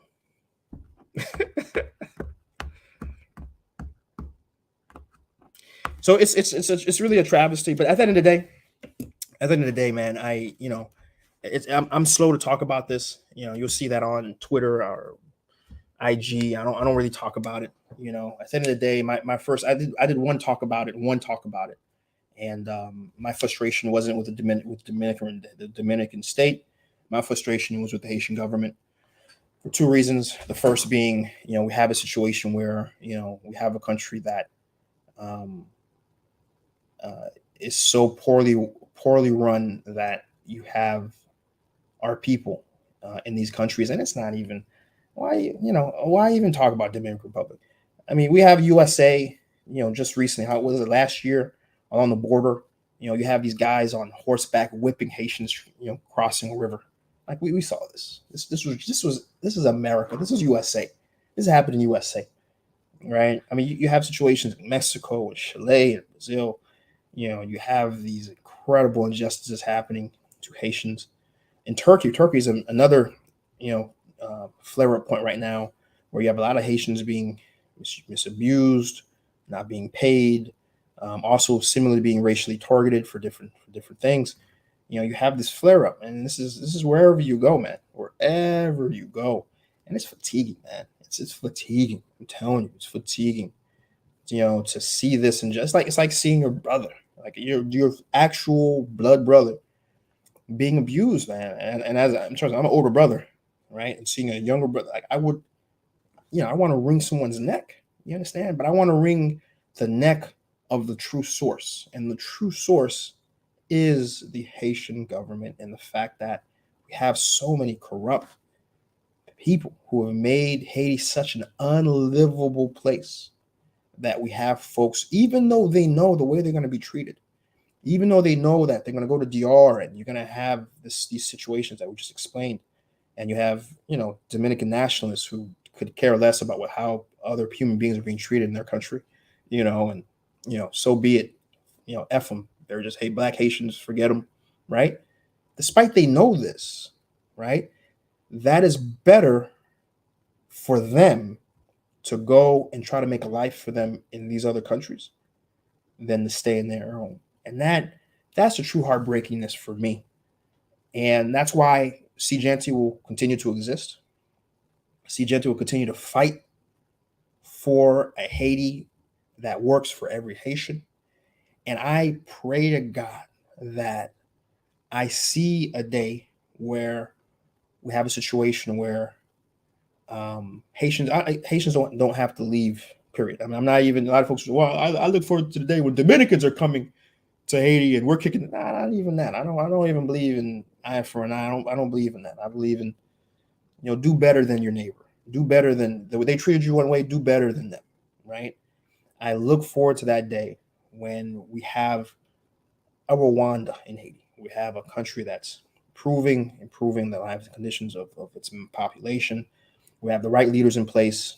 We have folks who are able to target, corrupt actors. We don't have impunity anymore. We have investment in healthcare, education, right? And there's a hope. There's a genuine hope amongst the population that their lives are not only going to be better for themselves, but their kids. That's the big thing too. I think a lot of people are willing to suffer themselves, right? But when they have a child, I mean, I have a child now. There's nothing I won't do. There's no amount of work I won't do to ensure my child is in a better situation than I am, right? And you kind of have that dynamic happening where even though they know they're going to go to DR and experience the worst type of racism, they're going to go to USA and be whipped at the border. They rather do those embarrassments rather than live in Haiti and potentially, again, these folks who live in City Soleil, right? How do these folks who leave are in the poor situation? And rather than be in City Soleil and potentially get a stray bullet and then nothing ever happens, there's no police or anything, they rather try their luck somewhere else, right? I get it. It's not right. And my criticism will stay where it needs to stay. And I'm glad that we have the channel that we have. I'm glad that we do what we do. I'm glad that I'm just not a media personality. We have hyper distribution that's bringing products out of Haiti. I have an outsourcing company that's employing dozens of Haitians who are taking inbound calls, outbound calls, who are doing SEO web development, in Haiti and in the office that I have. So I'm part of that change. And I know I'm connected to a network of people who are employing and doing the same things, who are impacting and working hard for a Haiti that works for every Haitian. I'm glad about that. I'm so happy. And that's where a lot of folks say, where do you see the hope at, Chris? Where do you see the hope for Haiti? Because I know there's too many folks who are working day in, day out for Haiti, for a better Haiti. And one of these days we'll reach a tipping point. We'll have more of these folks in the country doing more than the bad and the corrupt politicians who are doing the opposite, the oligarchs who are just caring for themselves. One of these days we'll have more of that. And at some point, it will happen in my lifetime. I don't know. And at that point, we'll have a country that's growing and providing more opportunities, and eventually getting to a point where, honestly, we can just exist in our country and not have to face a racist. I'm from my teeth. A racist across the world. Maybe in Dominican Republic, maybe in USA, maybe in Mexico, maybe in Chile, maybe in Ecuador, maybe in Brazil, maybe in Bahamas, maybe in Jamaica, you name it. You name it. beans, potatoes, bananas, you name it. So that's my 2 cents on it, guys. It's very fatiguing to talk about it, but we had to talk about it because it was very much part of the big current events in the ethos, and that's where I stand in it. Right, that's where I stand. That's where I stand on it. And as for the Dominican nationalists who are in the chat right now, I would advise you guys, don't engage them. Don't engage them. They're part of that brainwashedness. They're not going to change. Just know they represent a very small population. And quite frankly, the reality is the majority of Dominicans, I'm just telling you guys who are watching, the majority of Dominicans do understand the situation. The majority of Dominicans are allies of Haitians, but regrettably, those Dominicans aren't in the positions of power. These racist Dominican nationalists are louder than them, and because they're louder, the politicians, like the Dominican government, feel more empowered to act the way that these very loud Dominican nationalists want, right? And as you can see that in our chat. They've swarmed, and this is how they swarm in Dominican Republic, and why Dominican Republic is really a poster child of Haiti abuse. I mean, I don't know what to tell you. When the USA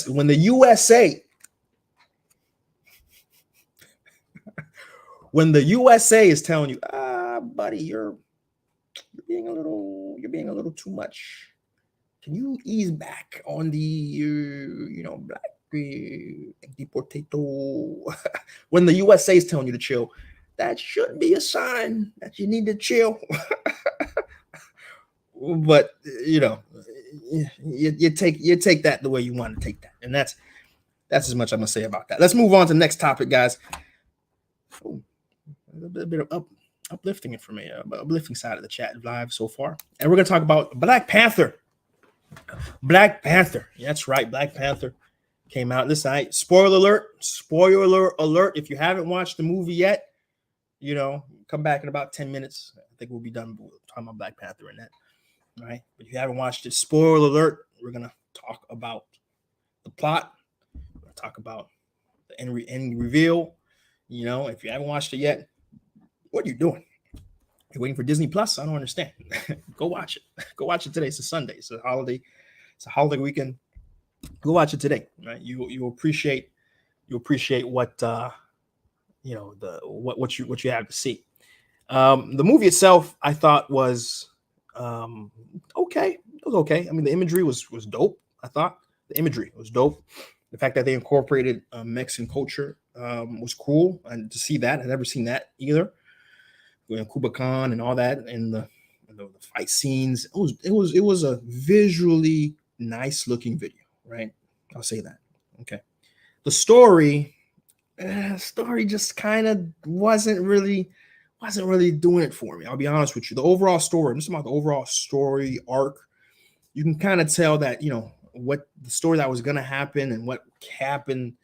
I don't know. This movie felt more of a middle prequel of sorts for what I hope is going to be a better third movie when that happens.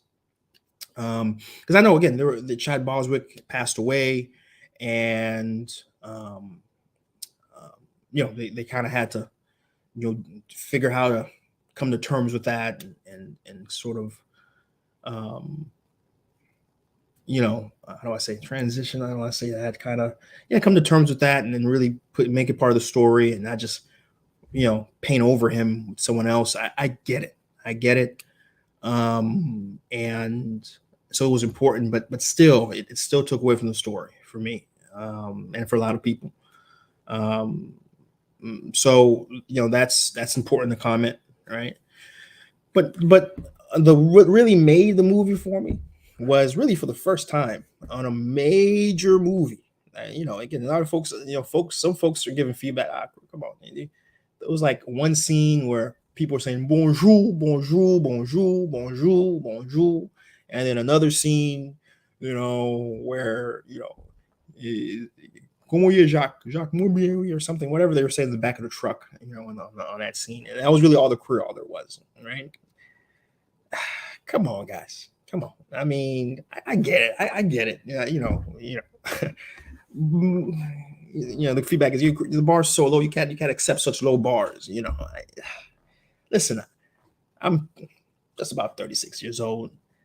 I've never seen on a major Hollywood production like this movie under Disney, okay, where my culture, my Haitian culture, was featured at all to an outside world, right?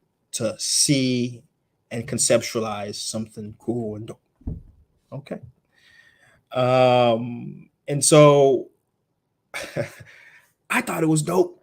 I liked it, man. And I like the fact that T'Challa, the prince, the young T'Challa now, his actual name is Toussaint. I mean, you're talking about linking, Wakanda, this idea of Wakanda and powerful Black Panther with Haiti, right? And the fact that he's being raised in Haiti, right, has the name of Toussaint, right? And now every movie, because what I presume is going to happen is the next movie is going to really focus on this young T'Challa prince and really follow his growth path to becoming Black Panther. And I think that was the original part 2 was supposed to be that. Was supposed to be, my understanding from what I've heard in terms of what the script was, it was really following, it was going to be a lot of flashbacks of T'Challa growing up and becoming the Black Panther. And so this next movie is going to be that. It's going to be, but this time it's going to really be it. It's really going to be the Black Panther and how he develops and how he becomes the Black Panther, and I'm looking forward to that. I'm looking forward to seeing, but again, why I see that, it's going to be super dope to understand that, hey, his name's Toussaint, it's Toussaint T'Challa, Black Panther, that is dope, and I'm hoping too, that again, Haiti will even get more prominence, there will be even more Haiti in the movie. Now, as we know, I know it wasn't the Haiti. They weren't filming in Haiti. I believe actually they were probably filming in Puerto Rico, actually, quite frankly. But again, you had a tap. It wasn't a real tap, but a tap symbolism, right? I'm for it, man. I am for it. And I am even more looking forward to that third Black Panther movie. And I'm really keep my fingers crossed that Haiti gets more and more exposure on this incredible platform that is the Black Panther. Like that's so dope, man.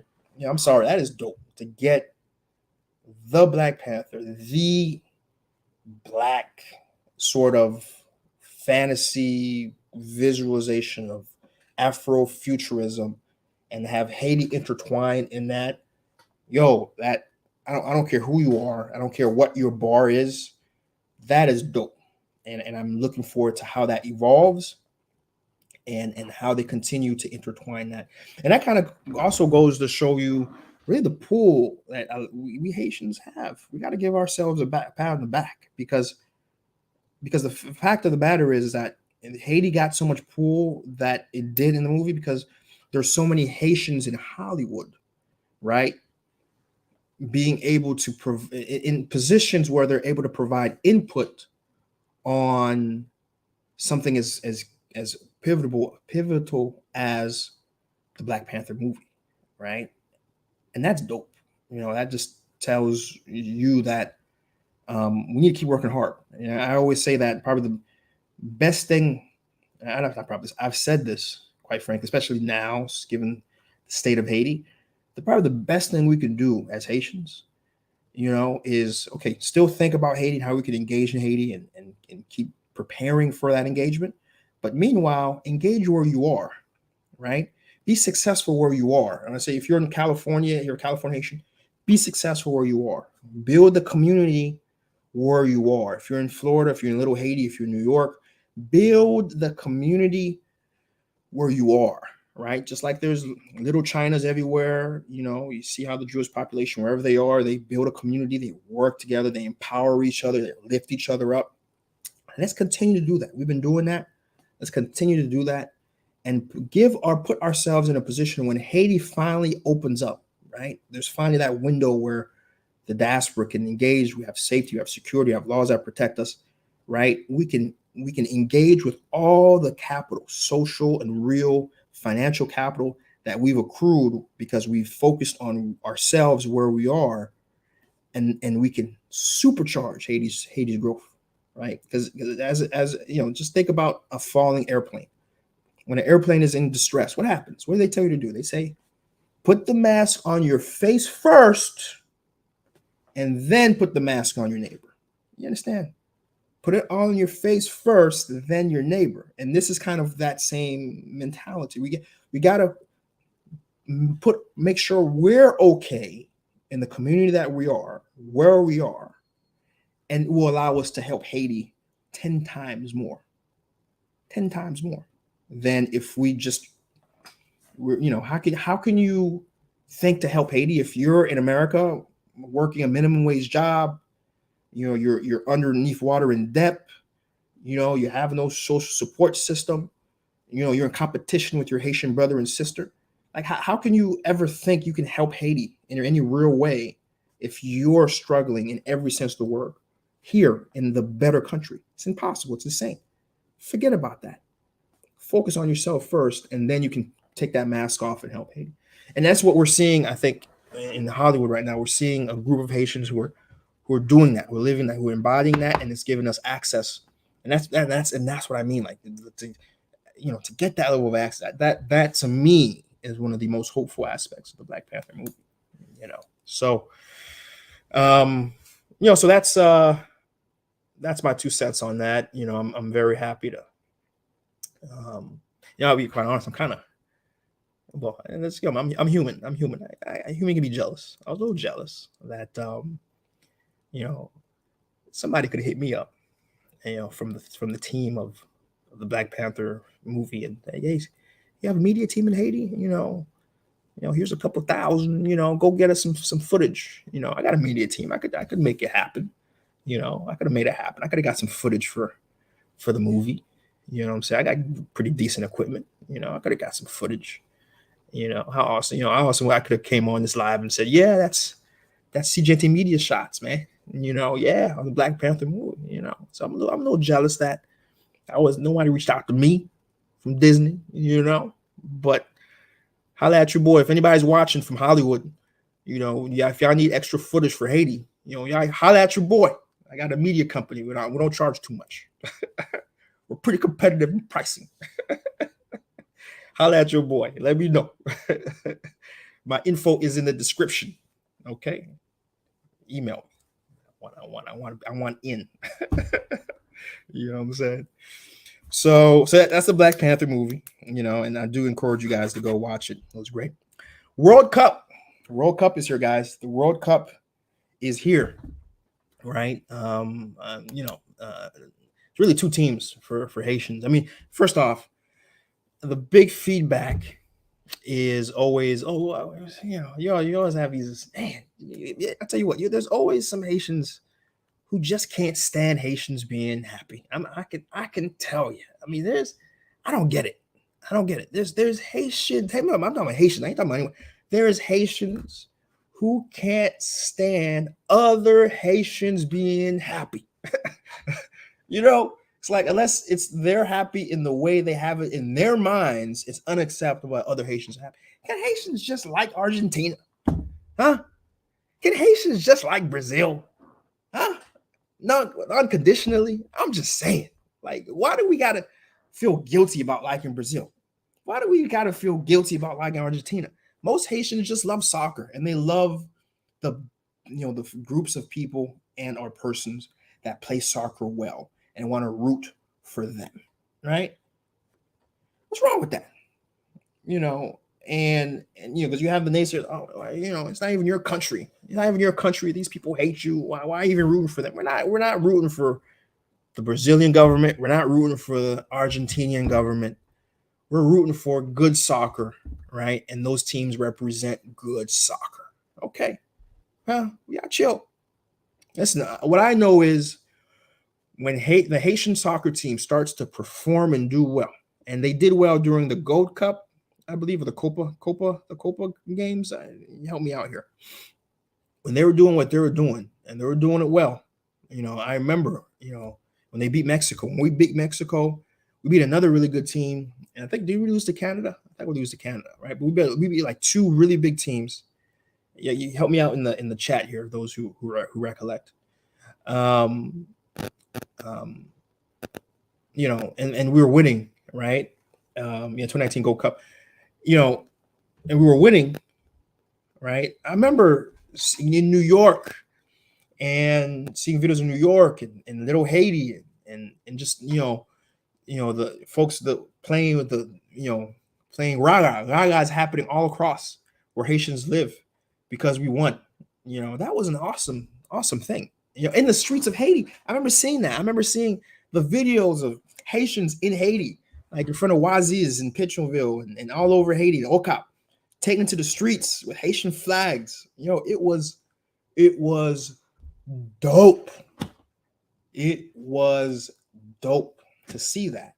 And so meaning when Haitians have Haitians to support, Haitians will support it and support it on the highest freaking level, right? But since we don't have Haiti in the World Cup, and that's a whole different can of worms, I can talk about that. I can talk about how the Haitian government did not pay the coach for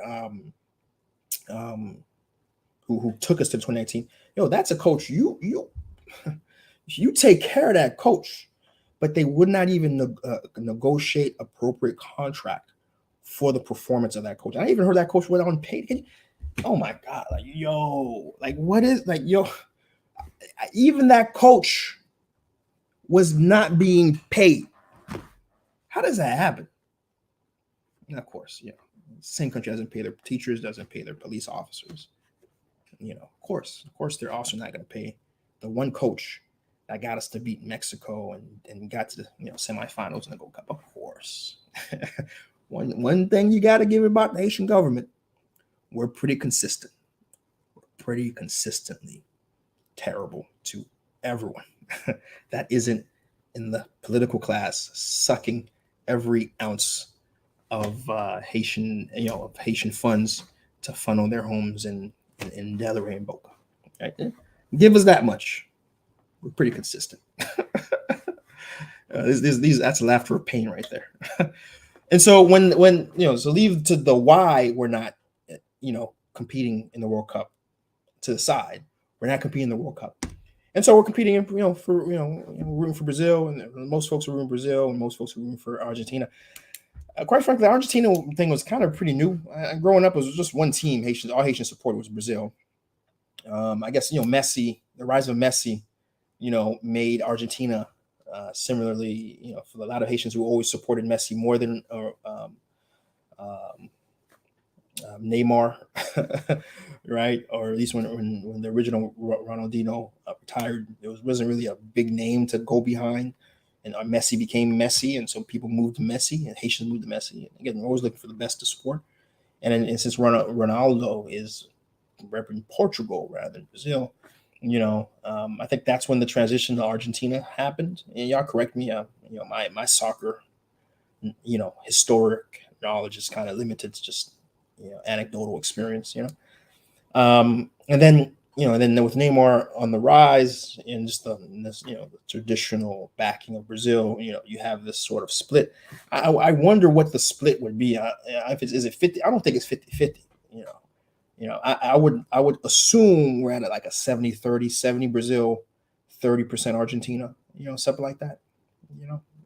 Something like that. But I might be wrong. It might be the other way around. I don't know. Of course, Argentina lost their first match, lost it to an incredible upset, Saudi Arabia, and the Crown Prince of Saudi Arabia said that every single person on the Saudi Arabian team was going to get a Bentley because they won. Is that fake news or not? I don't know, but I read that. Big news. I mean, and it was funny. It's I think Saudi Arabia could care less that they lose. Just the fact that they have that in their hat forever, that says basically, they beat Argentina, Argentina with Messi. That's something. I mean, heck, Saudi Arabia won their World Cup. You know what I mean? no, because no one counted Saudi Arabia to win anything, but much less beat Argentina. You understand? And so hats off to Saudi Arabia. I'm happy for them. That's an incredible accomplishment. You know,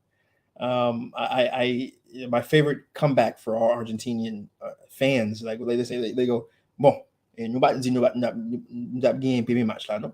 Nous dit nous gagner Coupe du Monde. They said that they didn't say they're going to win the first match, but they were going to win the World Cup.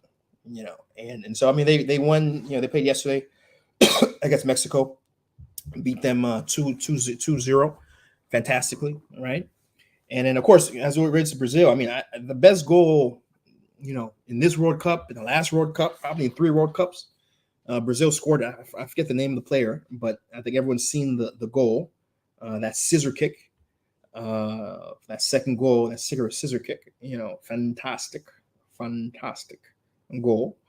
So hats off to that player. And so that's, you know, why so many folks, Brazil makes it really easy to be a fan. You know, they make it real easy, you know, given how they play and that kick. But in short, we're looking forward to a great World Cup.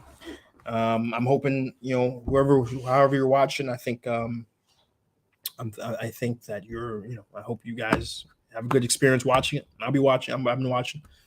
I just had to say a quick word about it because, you know, you can't be Haitian right now and not, you know, be engaged and addressed right now in the World Cup. And then, you know, certain games are really interesting to watch too. Just so you know where I stand, you might be asking, so what are you, Chris? Are you Brazil? You're Argentina? Well, here's what I am.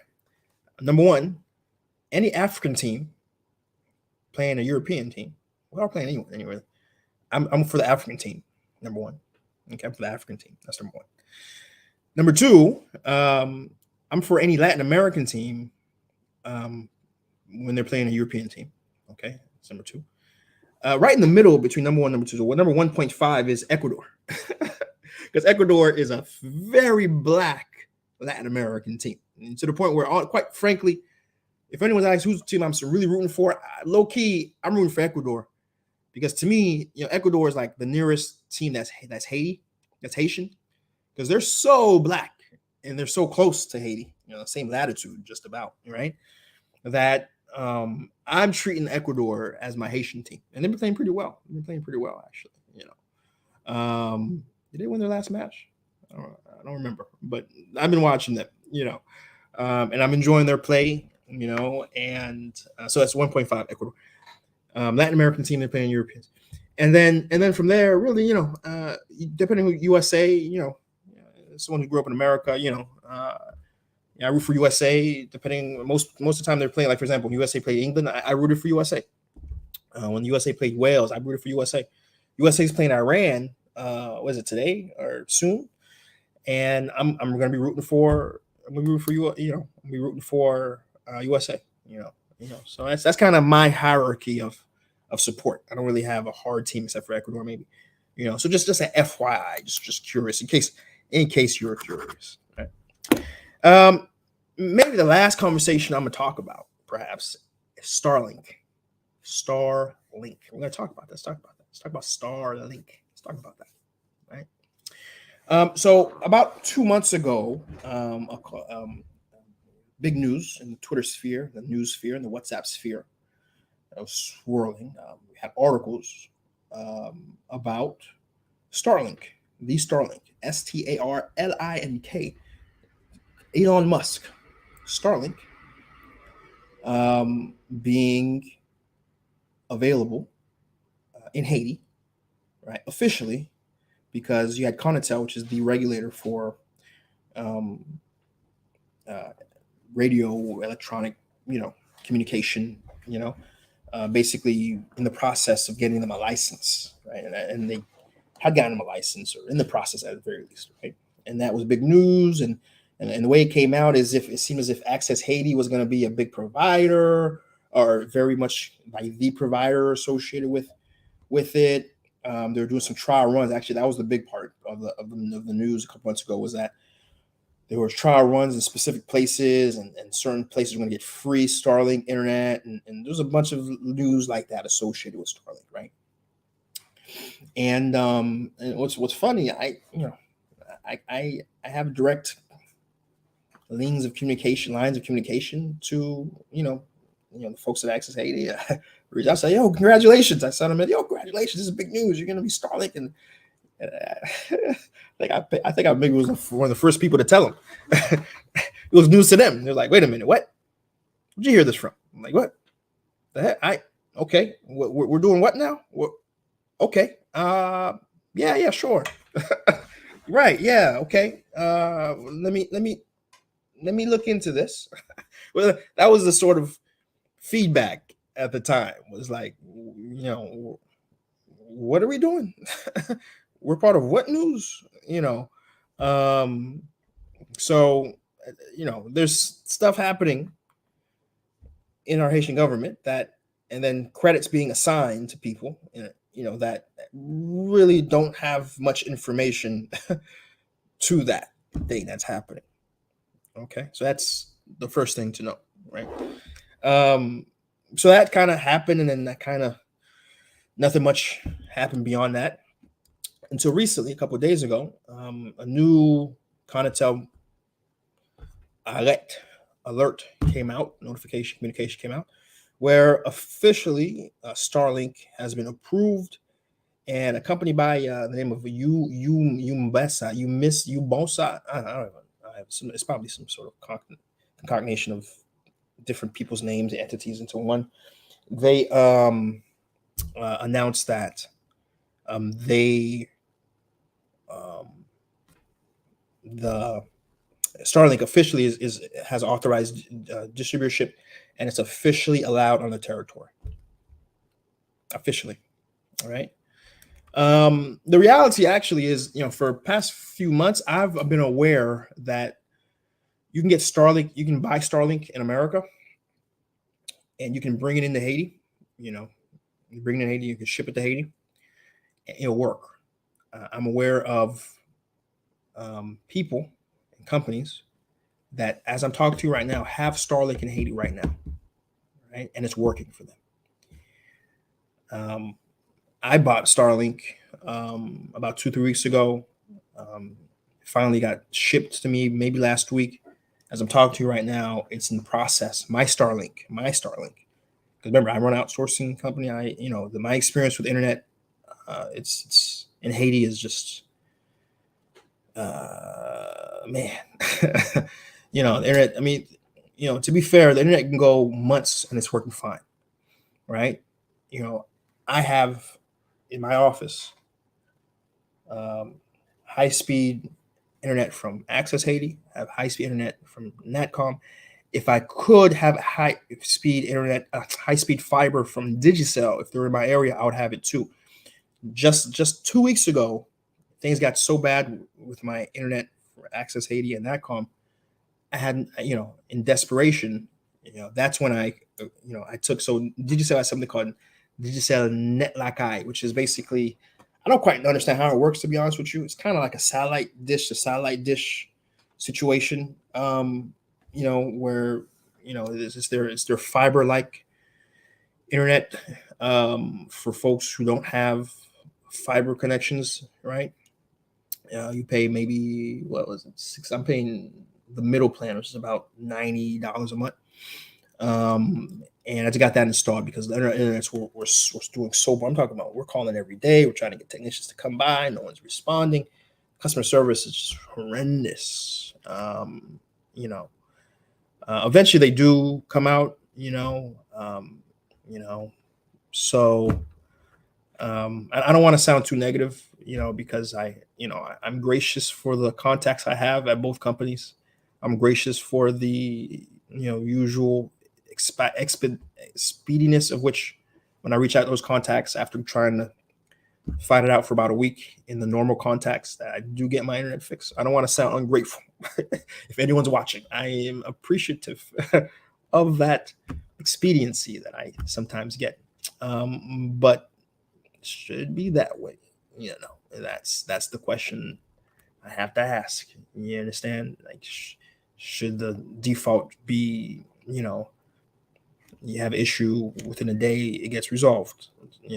Should not that be the standard? You know what I mean? Instead of going perhaps 1 week, 2 weeks, dealing with something and then getting, assistance. I don't know. That's, I gotta voice. I gotta be the voice of truth of my experiences, as I've always been. You understand? And because my business so much relies on the internet, I have 3 types of internet in my office in Haiti, my call center, my operational center in Haiti, right? And so Starlink's gonna be the 4th, right? And my understanding too is I don't know. I'm hearing different things from the folks who had it. It worked for a couple months, and then it starts giving some issues, after a couple months. So I guess we're gonna see. I will directly parlay my experience to you guys, and as long as Starlink is doing good for me, I'm gonna tell you. And when Starlink starts doing bad for me, I'll let you know when I'm going through my experiences. I'll have a Starlink episode in Haiti. I will have a Starlink episode. Okay, I'm gonna have it. Look out for it. We're gonna have an episode specific on Starlink where I give all the details, all the meat and potatoes, how to get it. Da da da da da. Look out for it. And I'm trying to do it in December. Hopefully, because I'll have it in Haiti in December. I'll be able to do an episode on it in December. So look out for it. But so Starlink, actually has been in functionable for Haiti for months now, but now you'll be able to purchase Starlink in Haiti. You don't have to purchase it in America and then have it shipped. You should be able to have access to Starlink in Haiti now, going forward. Now I don't know the details. I don't know which store you're gonna find it. I don't know how much it's gonna be. I know how much I paid. So it's just close to $600 for the equipment. And then $100, $110 a month is what's going to be the monthly fee. So I know what I paid for it. I don't know what's going to be here in Haiti, So we'll see. We'll see. And then when I get that information, I'm going to look out for the episode. I'll talk about those differences of how much it was in the U.S., how much is in Haiti, So that's good news. I'm telling you, it's good news, really, because not just for myself, who I'm in the city. Right. So I do have access to different internet, even if the quality can be variable depending on, when. It's really a game changer for folks who are trying to build the same type of businesses or doing anything in places like Jacmel or OCAP. Well, OCAP has decent internet too. So Porope, Guanaive, Jeremy, all these places that the internet has always been kind of 50-50 and you don't have much in terms of access. Maybe you have Digicel, maybe you have Natcom, but that's it. The Starlink is gonna be a game changer, guys. It's gonna be a game. I'm talking about Mirabale, Inch. A lot of these towns that really didn't have and again, the internet speed is supposed to be like let me see it. Let me double check what the internet speed is supposed to be for Starlink. I'm going on the website right now to kind of double check and see, because there's different speeds you can get. You can get like residential basic versus residential high performance, right? For my research, I got the basic just because my research, the people commenting are saying they didn't really see that big of a difference between the high performance and the residential version. So I just got the residential version because I didn't. If I'm going to pay a lot more money for something, I have to be sure that I'm going to get the value that I should be getting, and I wasn't seeing the value necessarily, right? So the residential is supposed to be from 50 to 200 megabytes, right? So 50 to 200 megabytes, which may not sound like super fast, because I know, for example, here in the office I'm talking to you from, I have internet speed of 1 gigabyte. I have 1 gigabyte, right, for just $70, right? I'm paying most of my internet plans in here. I'm paying 110, 120, and I'm getting 8 megabytes, 10 megabytes, if I'm paying more money, I'm getting 10 megabytes. Maybe on a good day, I'm getting that speed. Versus here, I'm paying less, but I'm getting a giga, right? And so this internet from Starlink is going to give me 50 to 200 megabytes, 50 to 200 megabytes, right? I just told you I was getting 8 to 10. 50, I'll be able to get 50 to 200.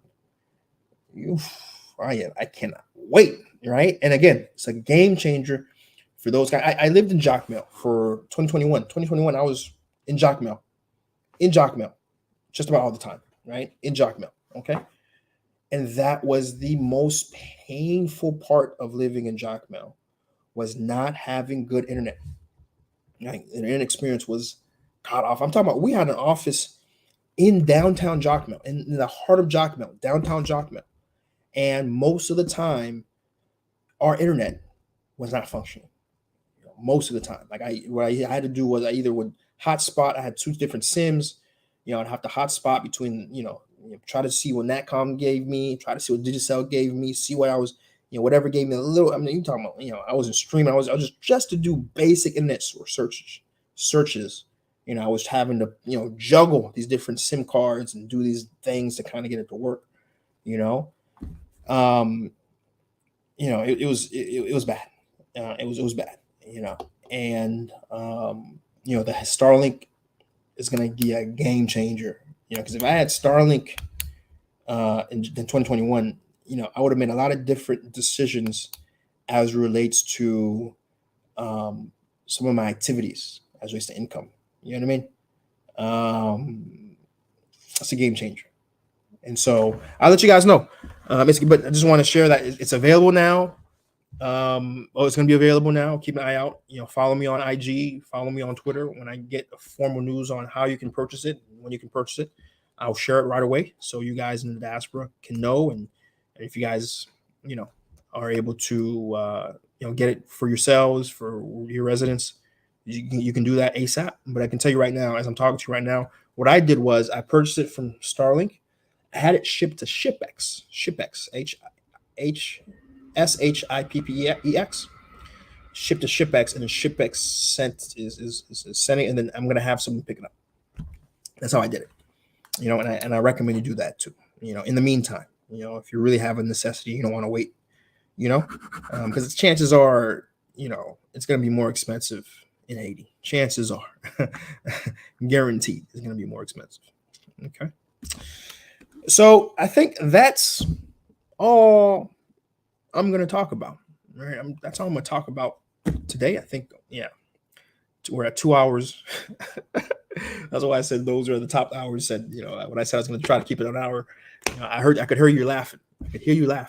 But I think this was a fantastic catch up. I think we haven't talked in over a month. This was a fantastic catch up. I think we talked about a lot of different things. I hope I provided information and info to you guys. I hope that you guys have a slightly better understanding of Haiti and the Haitian context. Hope you have a better, despite that I shared some pretty gruesome, heartbreaking news.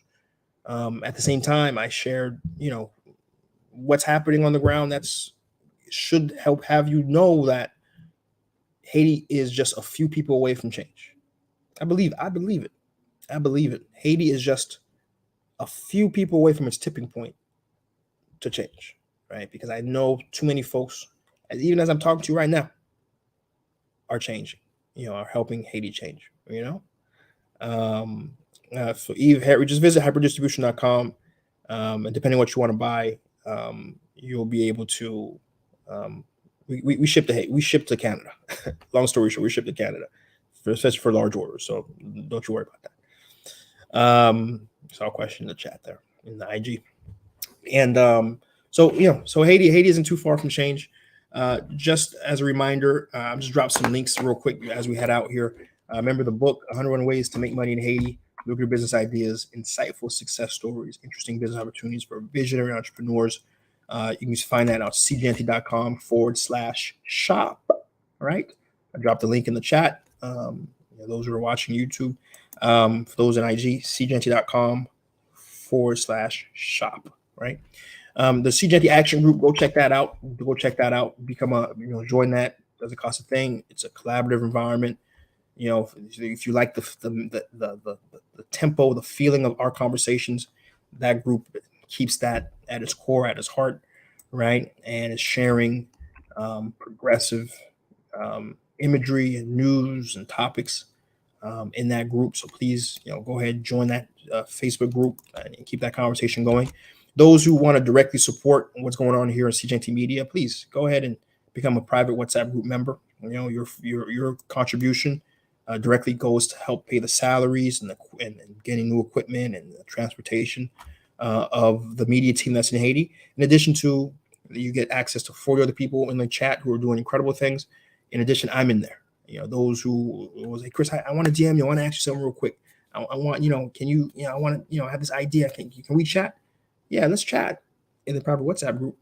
This way, what you're getting, everyone gains. You know what I mean? And additionally, you're directly contributing to what you've expressed that you've enjoyed. You see what I'm saying? So, I just dropped the link, SeeJeanty.com, and you see contact us. Actually, for those who are watching on SeeJeanty, us on IG, go to SeeJeanty.com and you go to contact us, and you see the private WhatsApp group option, right? And of course, hyperdistribution.com, hyprodistribution.com. Go and check that out. We're doing some really great things. We're bringing products by the container load. And next year, if Haiti can just stay a little bit stable, that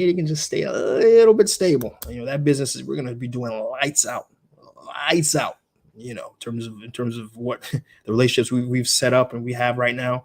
We're going to be doing lights out. So let's keep our fingers crossed on that, and we'll keep pushing. So that's the show. I want to thank everybody who watched it from the beginning. You guys are the real MVPs. Those who watched it for the past 2 hours. I mean, anybody can talk for 2 hours. It takes double the effort to listen, stay engaged, right? So I appreciate you.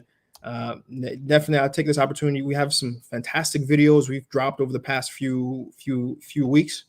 If you haven't watched it, today's a cool, easy Sunday. Catch up on some episodes. We got some really cool stuff we've done over the past few days. We did an episode on voodoo. That was really, really educational, especially for me. So go check that out. Share those videos. I challenge you guys, of the videos we just dropped over the past month or two. Pick one, share it to somebody. The video that you saw that really was most interesting to you. Do share it. Let's get the word out. Let's get some more views on these videos. The algorithm hasn't been treating me nicely. I got to do more Mr. Beast type content when it relates to Haiti. Get the algorithms to be more friendly to me. But in the meantime, please continue to watch the videos, continue to share, and let's together continue to help influence each other and work together, so we finally have the Haiti that we all deserve. All right. Until the next episode, guys, we'll be back at it again. We're back at it again.